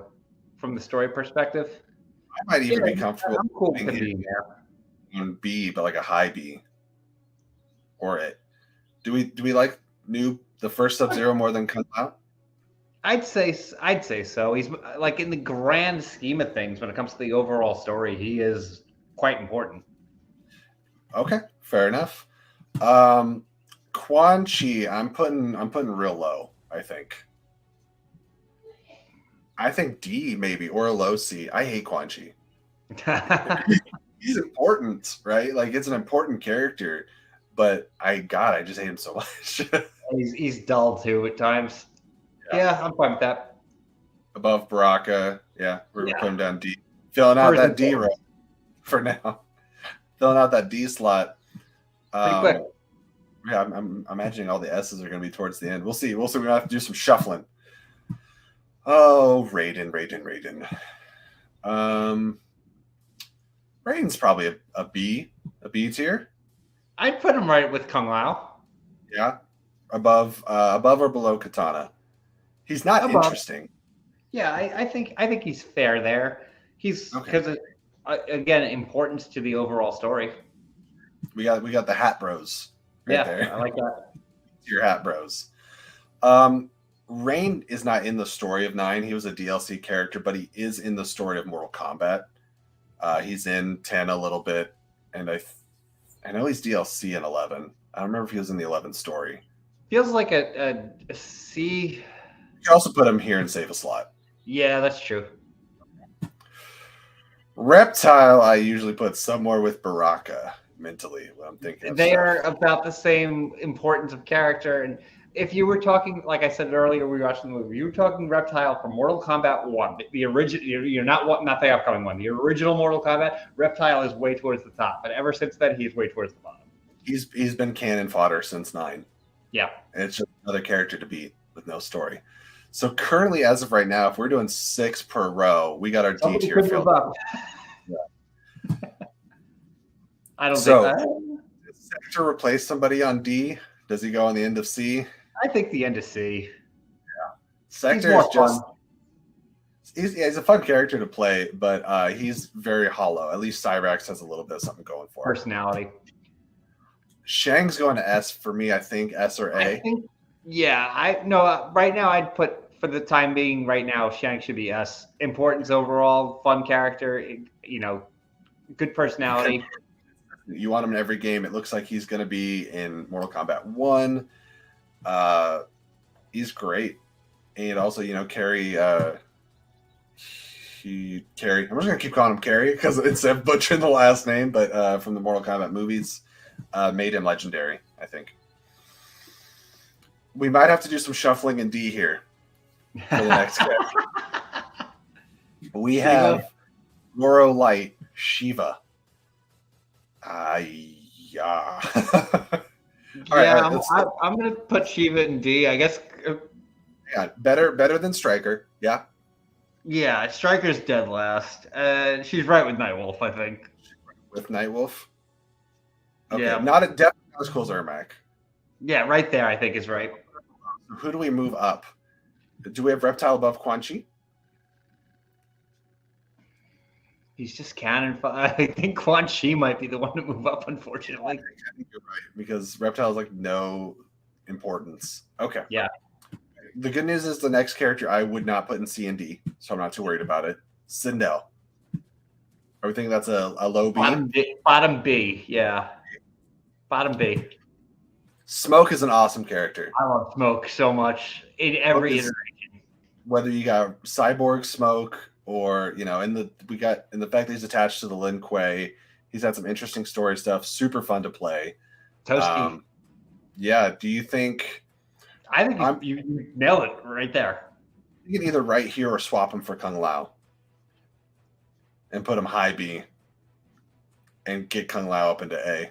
I'm fine with either way you go with that because they're right next to each other. Okay. Well, for right now, we'll leave it as is. Sonya, what to do about Sonya? What's that? She's so tough to rank. She's always there, but she's never been like the most interesting character. I never once have cared about Sonya. Yeah. So this might be some shuffling. This might shuffle our whole board. Sonya's ruining it. How about this? Put Kung Lao up into A. Put Sonya as the very last person in B. I think that's a good move. I think it's a really good move. You know what, though? I would be okay switching Cyrax and Sonya, to be honest. Yeah, I'm fine with that. I mean, Sonya is obviously more, classically important. I like Melina more than Sonya, to be honest. Sonya's finding her way down here. Cool. But you're okay with that? Yeah. I mean, it's where is he fall, right? Is he number 1? Is he number 2? Scorpion's not character. He's the most iconic character in terms of the marketing of the game of all time. I'm fine with him at 1 or 2. Really great story, great gameplay. He's the full package, right? Like not to be overly traditional, but you gotta have Scorpion. Yeah. So he might be there. And then we have Sub-Zero. I think it just really depends on who you are as a person. I'm a Sub-Zero guy, especially if we're talking about Guang Liang over Scorpion for me. And I know it's like, oh, can I swap these? I don't have swap. Okay. But what do you think? I know Scorpion's more iconic. I always had more fun playing as Sub-Zero, but Scorpion is like the face of the franchise. He is. I think we knew that 1 and 2 were going to be Scorpion and Sub-Zero. Yeah. And honestly, unless we feel like just having fun, Scarlet had no story up until this point. She didn't have a story until 11, and it was just basically as a bodyguard. So if she was anything, she'd be like down here, shuffling some people forward. Cyber Sub-Zero. Let's say that this is our layout, right? I think I'm comfortable with this layout. I would like to place some of these other characters for fun and just have it not count. But we're saying, Scorpion, S for Scorpion, right? Top tier, top of the list, and working our way down to Striker, obviously last. Yes. We knew that was happening. Scarlet as a concept, interesting, but I think I'd put her between Nightwolf and Ermac. That's totally reasonable. I thought Cyber Sub-Zero was such a fascinating surprise with You didn't MK9. see it coming at all when it happened. It's really cool, and you get a whole chapter with him, right? It was interesting. It was a single game story exploration, so it's a little limited, but I think it was a win as far as how they handled it, and I would put him somewhere between Melina and Cyrax. That's fair. Maybe here, because it is still my Sub-Zero. It's still Kuai Liang that gets turned into Sub-Zero, so like he has to be a little bit higher. Rain is a nothing egotistical dickhead. Like I might put him above Scarlet. Oops, but below Ermac. Yeah, that's fair. We're not talking about Freddy and Kratos, so I think that's ultimately I like it. pretty good with that. All right, so we'll screenshot that later or something and put it up put it up on Twitter. Thanks for everyone that didn't vote. That's okay. But it's there and we can cut it out and things like that. So that was a lot of fun. Then now I know how to do tier lists. Mike, now you can join me. We can put together. Actually, super easy. Yeah, the software is nice. Especially if it's something that already exists. I straight up looked up like MK9 on the tier website and they're like, here it is. I was like, great. Yeah. Nice and easy. I didn't have to do anything. So thank you for everyone that joined us. Thank you for everyone that donated. Obviously, those are going to go to Robert here promptly. Just get the process of pulling it off my Streamlabs, sending it over to the Venmo, and a little bit of back and forth. But it'll get over there today. Mike, I hope you had fun. Thank you for coming up with this idea, though. You approached me, right? Yeah, I said we after reading everything that was going on with Robert, I'm like, let's get everybody collaborating. Let's all work together on this. So I messaged Jesse and I was like, let's do something. We haven't done anything together in a while. It's been overdue. This is a great excuse. Yes, it was. Yeah, and then hopefully as Mortal Kombat 1 approaches, you and I can touch base again. And I'll ask you to stream because I'm not sure. Do you have any current consoles? I actually am in the process. I'm going to probably have one by then. Okay. Yeah, it was my breaking point, right? I had a PS4 and an Xbox One. When I saw on the website it was just going to be current, I went and did like a lease to own on a PS5. Nice. I was like, I have Very to nice. And that worked out because I already pre-ordered like Diablo 4, and if you have it for the PS4, and so when I got the PS5, it lets you can just play it. I didn't have to buy it again. Yeah, so that was a lot of fun. All right, guys. Well, thank you so much. I will I guess we're streaming on both channels, but Mike, I'll let you sign off first. Let the people know where they can find you and any stuff that you have going on. Yeah, well, actually, so first you can find me. I'm on 2 different channels. I'm on the Notorious by Chance channel during NFL season with Chance Ellison and Jacob London. We go on Tuesday nights, and my show is What the Show, which is on every Wednesday. However, tonight we do have a big event. We have the What the Show Cutthroat movie trivia rumble, which is something similar to what a previous show used to call a free for all. However, it is a one and done. So if any competitor gets a question wrong, they're out. So it's going to be really interesting to see. Mortal Kombat Survivor. Yeah, pretty much. Yeah, it's a survivor. Trivia Survivor. Yep. So that's tonight at 8:30 Eastern, 5:30 Pacific. So yeah, that'll be on the What the Show channel tonight. Wow, that sounds fun. How many people you have in at a time? 4? 3. It's going to be 3 because we have three people. I actually will not be on screen. I'm running behind the scenes tonight. We have the 3 hosts and then 3 competitors. All right. Well, right on. All right, guys. Well, you can find me here most of the time doing various different things, trailer reactions, talking about movie news, and often Mortal Kombat and things of that nature. Occasionally I pop up on other channels, but it's been busy. We have a lot of Spider-Verse content that came out. We did a initial fresh getting home review. It was about 4 minutes long. And then I had a full conversation with Chris Anthony Lopez where we had a spoiler-free talk, about 20 minutes, and then a full spoiler discussion. So after you see it, come check out the hour-long spoiler discussion. Tons of fun. And again, thank you so much for joining us. And until the next video, keep it real. I've been Jesse. That's been Mike. And bye-bye.